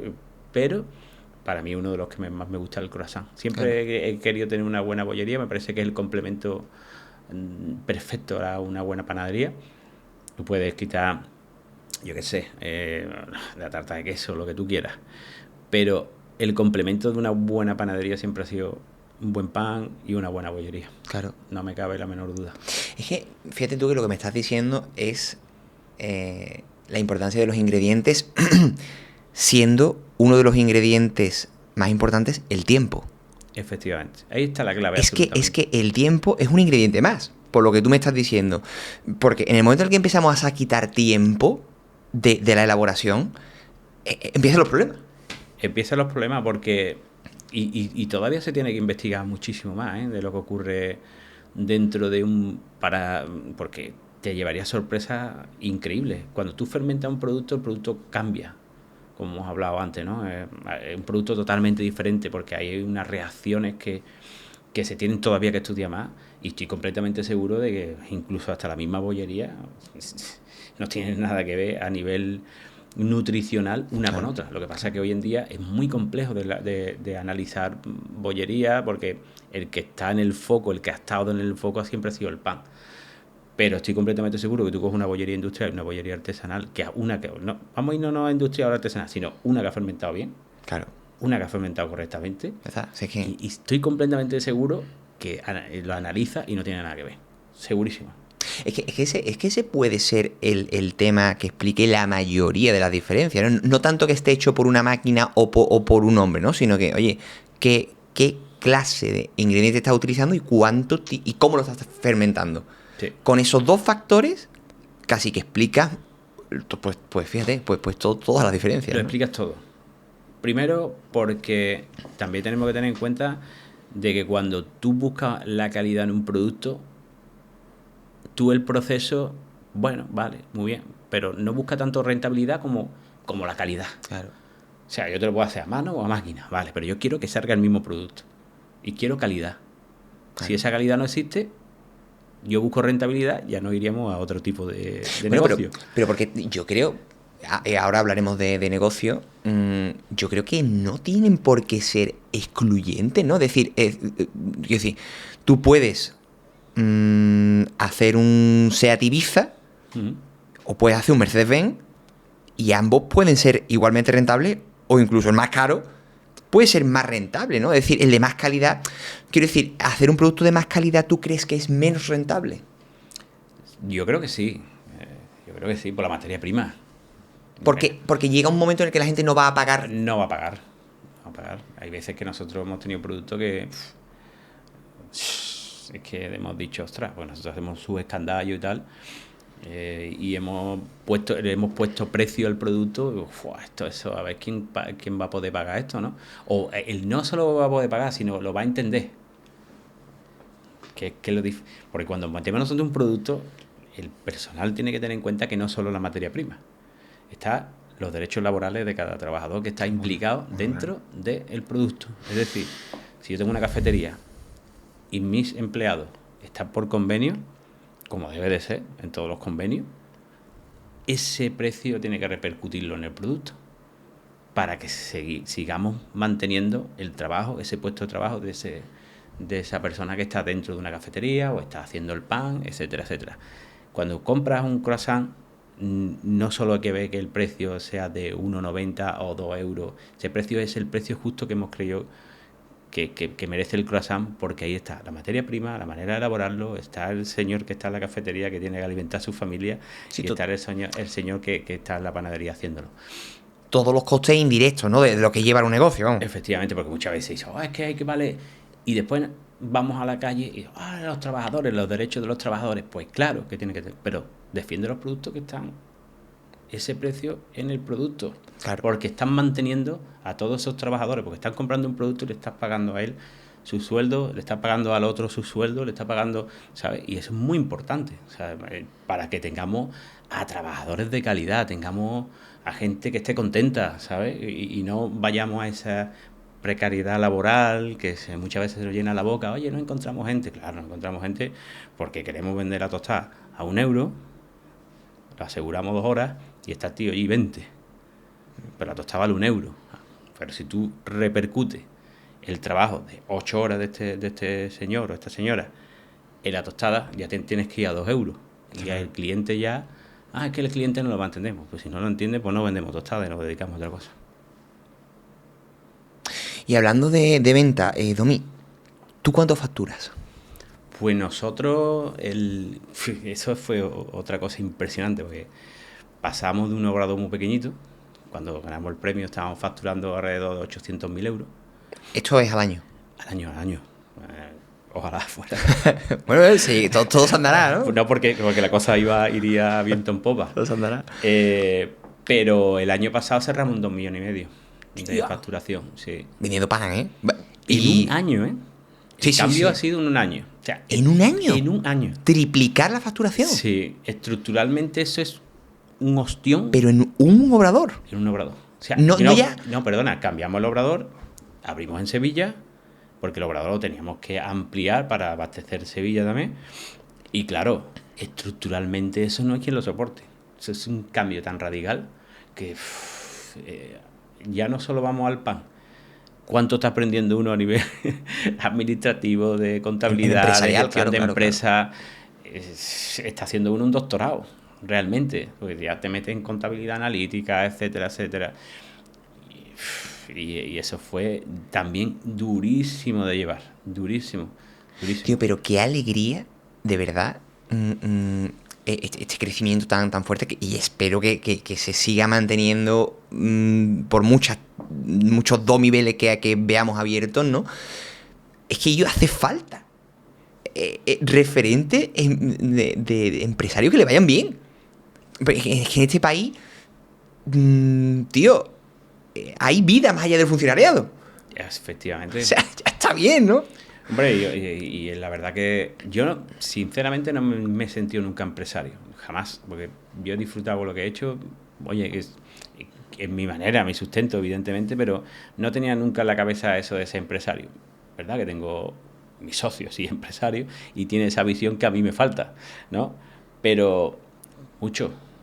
Venga, hay gente que se juegue el patrimonio y ya te digo, nos vamos 20 años atrás ahí, pin a pico y pala, ¿no? Que la gente están demonizando muchas veces a los empresarios Oye, y habrá de todo en la viña del Señor, ¿no? Hay gente que se Por la ha supuesto. currado y hay gente que con la honestidad que yo creo que debe de estar siempre por bandera, ha intentado hacer lo mejor posible y no todo el mundo se dedica a robar ni se dedica... Y además que te voy a decir una cosa, la gente que se juega su patrimonio, que corre el riesgo, que pone su trabajo y que ofrece un producto en el mercado que la gente quiere, se merece la recompensa de que le vaya bien.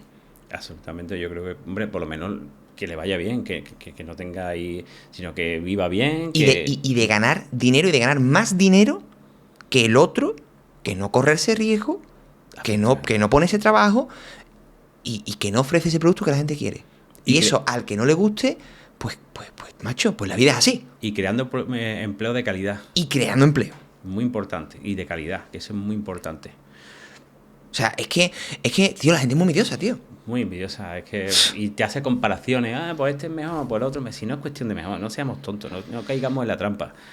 Nos vendemos muy mal, los andaluces, los españoles nos vendemos muy mal porque hacemos comparaciones. Señores, esto es un caso de éxito y el caso de éxito debe estar bien mirado y no comparado, ¿sabes? O sea, ojalá le vaya a mis compañeros pues igual de bien. ¿Por qué? Porque es un sector que está muy dañado. O sea, conseguir un éxito, lo que nosotros estamos consiguiendo, que estamos ampliando, que estamos vendiendo mucho producto, cuando hay una gravísima crisis dentro de la panadería, yo creo que es un caso de éxito. Efectivamente.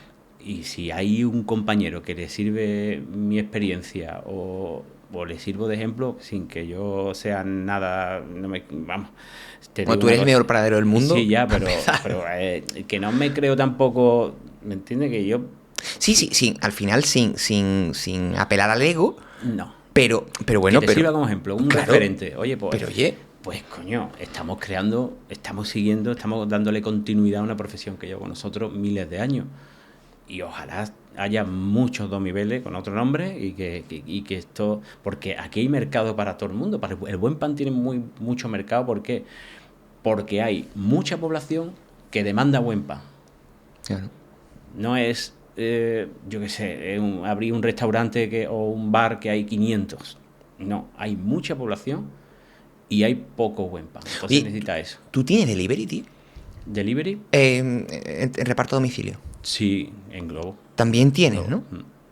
Porque antes fuera de cámara hemos estado hablando un poco de que me habían preguntado, oye, una panadería en tal sitio, que resulta que tú no estabas, pero después digo, oye, pues a lo mejor tú tienes Globo. la opción de hacerlo, ¿no? Sí, está en Álvarez Quintero, sí, en Lebrija no, porque en Lebrija no hay ninguna plataforma ni nada que te haga tirar por esa opción de negocio, pero en Sevilla sí, Esperemos que ahora cuando abramos un nuevo negocio también pues podamos tener ese delivery. Eso es, fenómeno.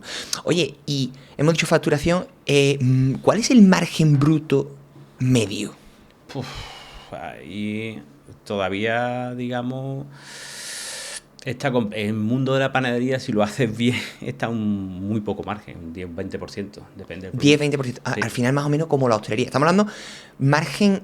Eso ya neto, ¿no? Neto, sí. Neto, que quiero decir, margen bruto de lo que es el pan, el bollo. Sí. ¿De cuánto es? Te puede ir a un 30%. A un 30%. Sí. Y después, metiéndole los costes, digamos, generales. Depende, porque cada empresa trabaja de forma diferente. Nosotros añadimos costes de obrador. Te explico. Si tú tienes un obrador donde ha invertido muchísimo dinero, como en nuestro caso, estamos hablando de 5 millones de euros, el obrador. ¿5 millones de euros te cuesta un obrador? 5 millones de euros costaba nuestro obrador, que eso es jugarte un patrimonio y bien, ¿eh? Si tienes 3 tiendas, esos costes del obrador los vas a tener que meter dentro de la tienda. Está claro. Si tienes 4... Sí, pues se reparte. Claro. Entonces ese margen cambia. Claro. Por eso he dicho que hay que tener cuidado y hay que saber... No, sí, al final es un poco para entender. O sea, si tú... Sí, imputar... Si hablamos del pan menos el coste del pan, más o menos un 30%. Sí. Y si hablamos del pan menos el coste del pan y otros costes, pues estamos hablando entre un 10 y un 20. Claro, evidentemente ese porcentaje va a subir conforme vayas quitándole coste. O sea, el coste de ese cabezón que tiene... Eso se reparte entre muchas tiendas. Claro. Hombre, ¿por qué? Porque una inversión de 5 kilos, Cuidadito, ¿eh? Cuidado, eso hay que tener mucha paciencia después por eso evidentemente te va a generar unos gastos que ahora mismo no te da para cubrir, pero ahí está, tranquilidad en otra tienda, hasta que cubra los gastos y diga, oh, aquí mi producto no sufre. Claro. Y podemos seguir abriendo y cuando veamos que el producto sufre, adiós, muy buena, y ya no abrimos más tiendas. ¿Pues tú tienes socio? Sí. ¿Cuántos? Dos socios más. Dos Sois socios más. Tres. Tú eres el panadero. El panadero, y empezamos entró mi socio José Luis y después ha entrado Carlos, que es el último que ha llegado. ¿Son socios capitalistas o que aportan? Sí, son socios capitalistas. O sea, Sí, ¿aportan dinero o aportan también otras cosas? No, aporta dinero, que en el caso de Carlos no solo aporta dinero, sino está involucrado 100%. Él está involucrado también. Sí, efectivamente. La parte más de contabilidad, que es súper necesario. Cuando ganas el premio 2021, al final estás creando una marca. Me está claro, ¿no? Y llega el inversor y dice, ¿esto qué es, tío? ¿Sabes? ¿Dónde está otro de los grandes triunfos que hemos conseguido nosotros? Que el inversor nos vea como una marca. No como un panadero. Un McDonald's o un Burger King. No, aquí el concepto de Domingo es buen pan. No nos vamos a cargar la marca de Domingo. Oye, hay gente que quiere tener dentro de su grupo de negocio el mejor panadero del mundo y el mejor pan del mundo. Claro. O sea, que tú no solamente tienes... o sea, tú tienes... digamos, en la propiedad, en el cap table, ¿no? Los dueños del negocio sois tú y tus dos socios más. Efectivamente. ¿O hay algún fondo o hay otro más? No. Dos socios más. Dos socios más, uno estrictamente capitalista, otro que ha puesto también dinero, pero que se centra más en la gestión financiera del negocio. Efectivamente. Que esa capacidad no la tenemos los panaderos. Los panaderos al final, yo soy panadero, no estudias contabilidad ni dirección de empresa. Claro. Entonces, es necesario, eso es una cosa muy importante lo que hablamos, porque necesitas de esa persona, de esa figura que te gestione todo lo que tú no sabes gestionar. Claro, tío. Si no, has fracasado en la vida. Eso es otro de los grandes problemas que tiene la panadería, ¿no? Que no está bien estructurado, lo que hablábamos de que le meten mucha leña al panadero, ¿no? Al final, pues tú imagínate, ¿no? Si yo intento hacer esto por mi cuenta hoy en día, sería prácticamente imposible sin ningún apoyo económico que me respalde la idea. Pero ¿cómo se llega aquí? Generando una marca. ¿Cómo se ha creado la marca? 20 años con martillo. Claro, tío. Martillo y piloto. Y con esa inyección de capital de estos nuevos socios, ¿se ha financiado todo o habéis recurrido a deuda también? No, se ha financiado todo, pero al final estamos quitando deuda por lo que está generando el propio negocio, pero que es verdad que el socio capitalista, digamos, ha puesto todo el dinero. ¿Todo el dinero? Sí. Sí, ¿no habéis ido a un banco? No, todo el dinero lo ha puesto él. Vale. Oye, ¿cuál es el ticket medio, tío, de una tienda tuya? El ticket medio depende de la situación de la tienda. El Lebrija, evidentemente, es más pequeñito el ticket medio, porque estaba hablando de que no es lo mismo una gran capital que pero si nos vamos a la parte de panadería, pues está a 15, 20 euros. ¿15, 20 euros? Sí.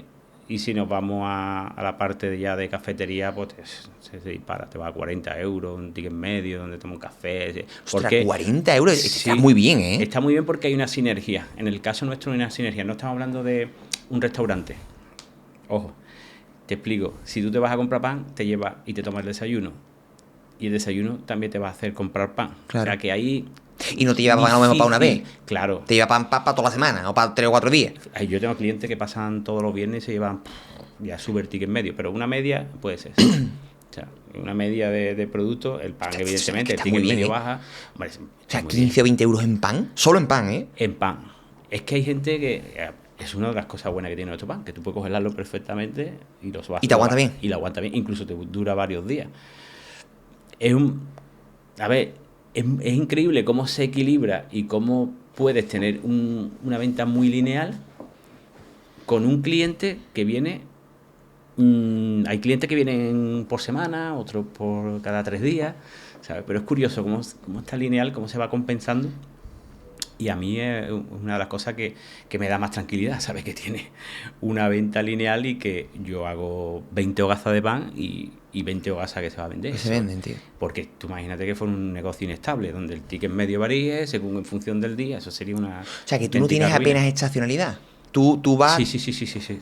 Estacionalidad ahí, ¿eh? En verano, julio, agosto, sobre todo agosto, es muy mala para la sección de cafetería.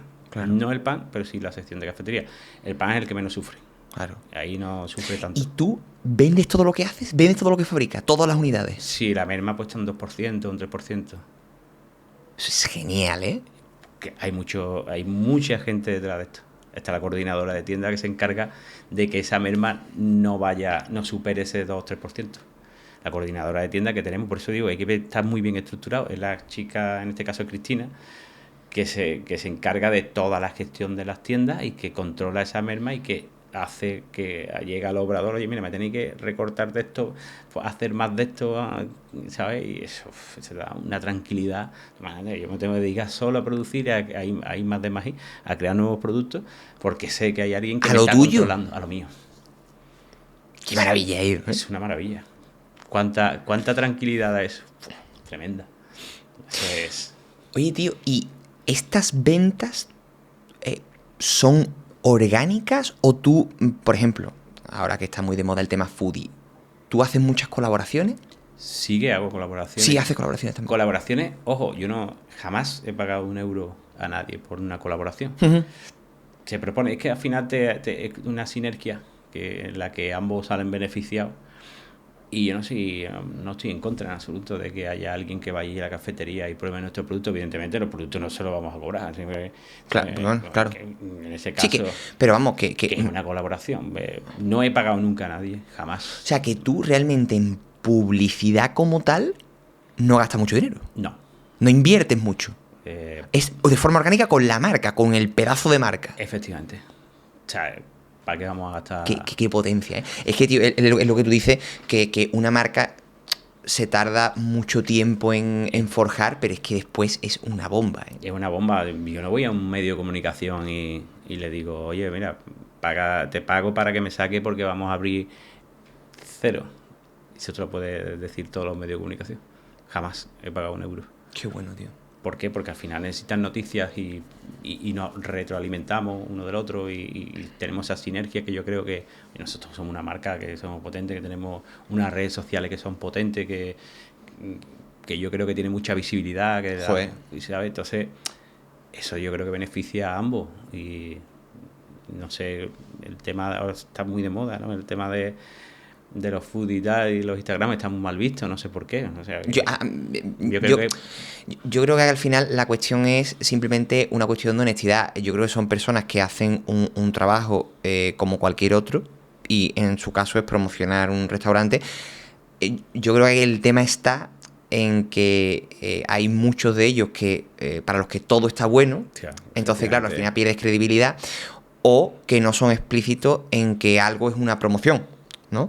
Entonces, simplemente si tú en tu contenido tienes un contenido que es orgánico, digamos que no es pagado, y al final tú estás diciendo, porque claro, si te pagan no vas a hablar mal de ello, ¿no? Está claro, está clarísimo. Está clarísimo. Entonces, yo creo que ahí está quizá la crítica, que hay muchos de ellos para los que todo está bueno, entonces es como no decir nada. Si todo está bueno, nada está bueno realmente, o no te puedes fiar.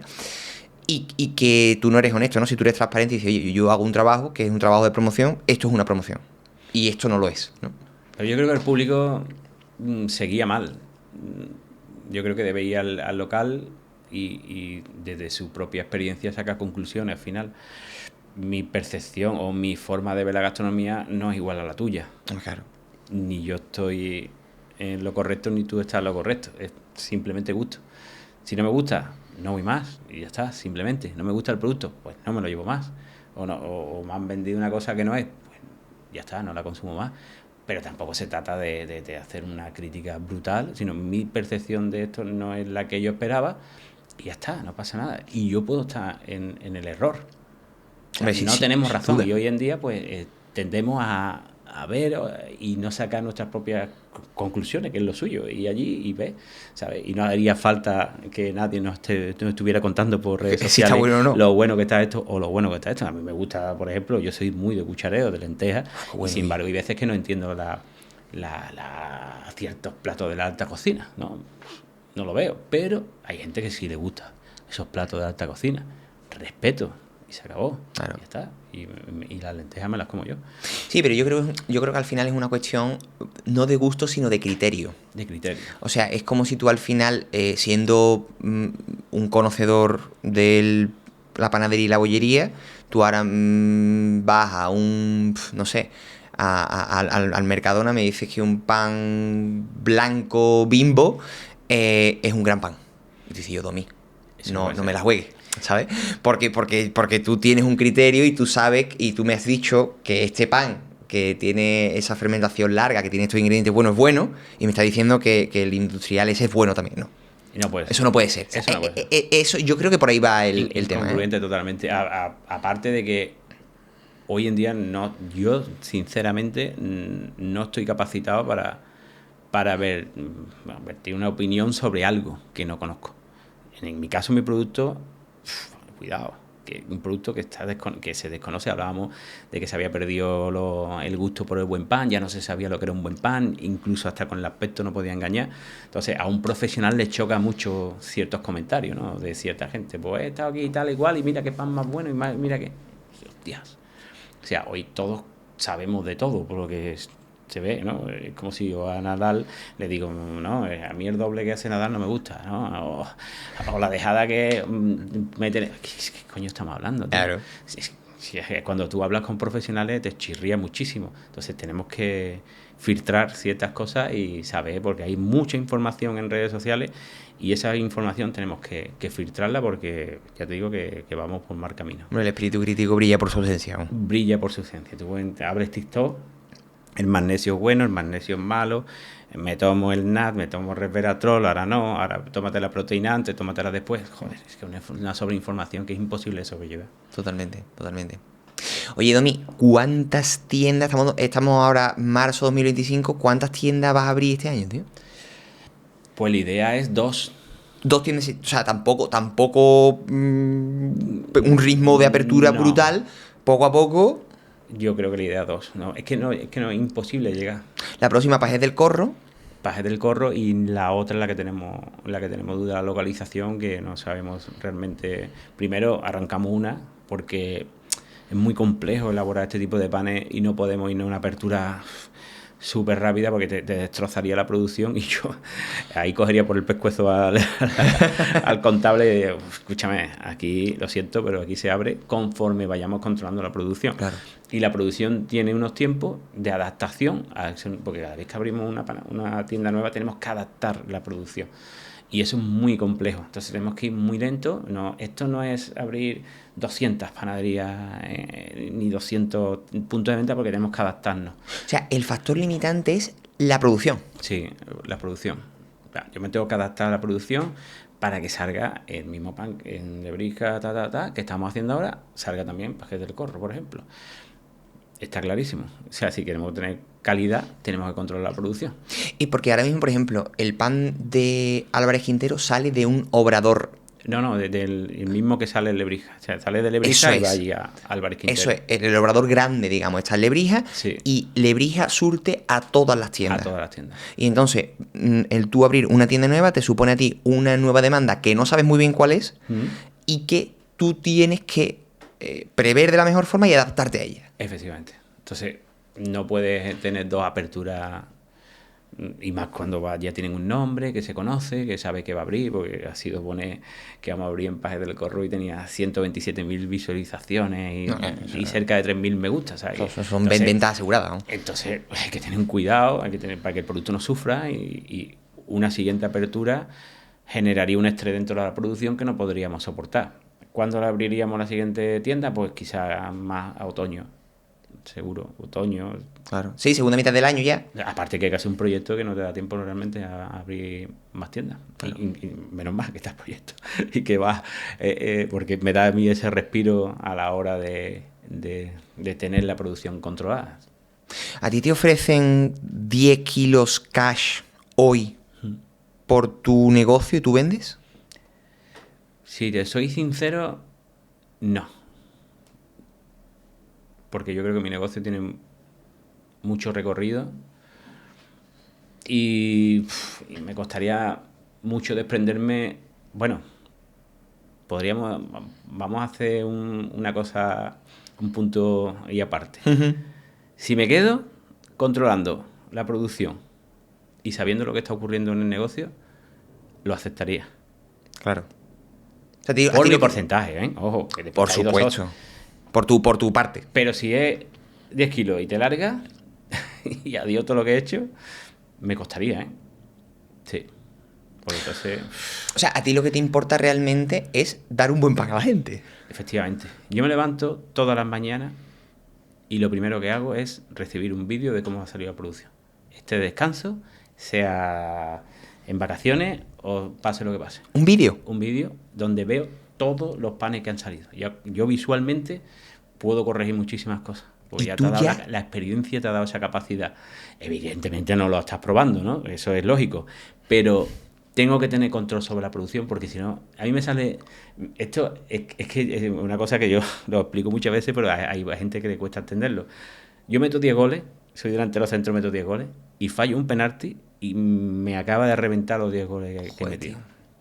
O sea, el nivel de exigencia tan brutal que si en el cartel de en vez de poner Domi Vélez pone Horno, yo qué sé, Vélez o Horno Lebrija, pues mira, te puedes ir tranquilo para tu casa. Pero con el nombre ahí no me la juego mucho.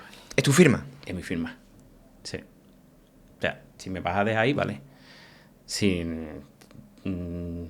compro, o sea, te recibo los 10 millones y encima me tengo que ir a mi casa, ese nombre o lo cambia o no dormiría tranquilo. Es que no es una cuestión de dinero. No, a ver, porque al final cuando tú tienes en tu casa tantos problemas, has tenido tantos problemas, ha fallecido una persona que es la que quería tú con todo tu alma, a ti te importa 3 coños el dinero, hablando claramente, ¿no?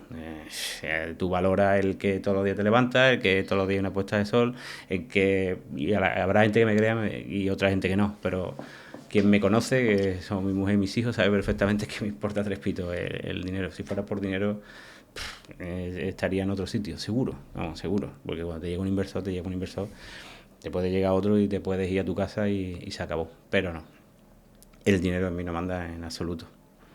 Pero en absoluto. ¿Cuáles son tus 3 prioridades ahora mismo en tu vida? Pues mis 3 prioridades son mi familia, evidentemente mis hijos, la tranquilidad, que la valoro muchísimo después de mucho tiempo pasándolo mal. Yo creo que no he tenido un día tranquilo hasta hace un año o menos de un año. Y el disfrutar de la vida, de cada momento. O sea, yo soy feliz tomando una cerveza en el pueblo, con mis amigos, con mi mujer, con mis hijos, y viendo el ambiente del pueblo. No necesito más. No necesito ni grandes lujos, que, oye, pues si es que a todo el mundo le gusta mejorar la vida y tal. Pero si viene, bien, y si no viene, me da igual. No a cualquier precio, desde luego. No a cualquier precio. Y ya te digo, y si viene, que no pasaría nada si viene, y si no viene, pues tampoco pasa nada. Porque tengo claro lo que me importa. Y lo que me importa es eso. ¿Cuántas veces has estado a punto de mandarlo todo a tomar viento? Muchas. ¿Y por qué no lo has hecho? Por la bandera que coge uno. O sea, me gustaría ser una persona que no tuviera los valores tan fuertes. O sea, que eso te relajaría, te disfrutaría mucho más de la vida, yo creo. Pero en el momento que tú coges una bandera tiene unos valores ahí que te han metido ya a fuego, ya... ahí, tío, te hace ese otro. Y muchas veces he intentado... Bueno, he intentado no, que me lo he planteado. ¿Merece la pena esto? Pues no. Pero he seguido. Siempre hay algo que te hace que continúe. Recuerdo que hubo una época donde me afectó muchísimo, yo tengo tiroides, me afectó muchísimo el tiroides. Y no me estaba dando cuenta, pero me estaba quedando, prácticamente estaba listo.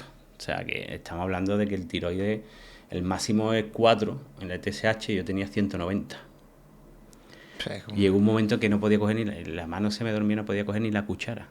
Entras en un círculo. ¿Pero eso fue por estrés? Yo creo que está el estrés y la genética. Hay algo que te salta.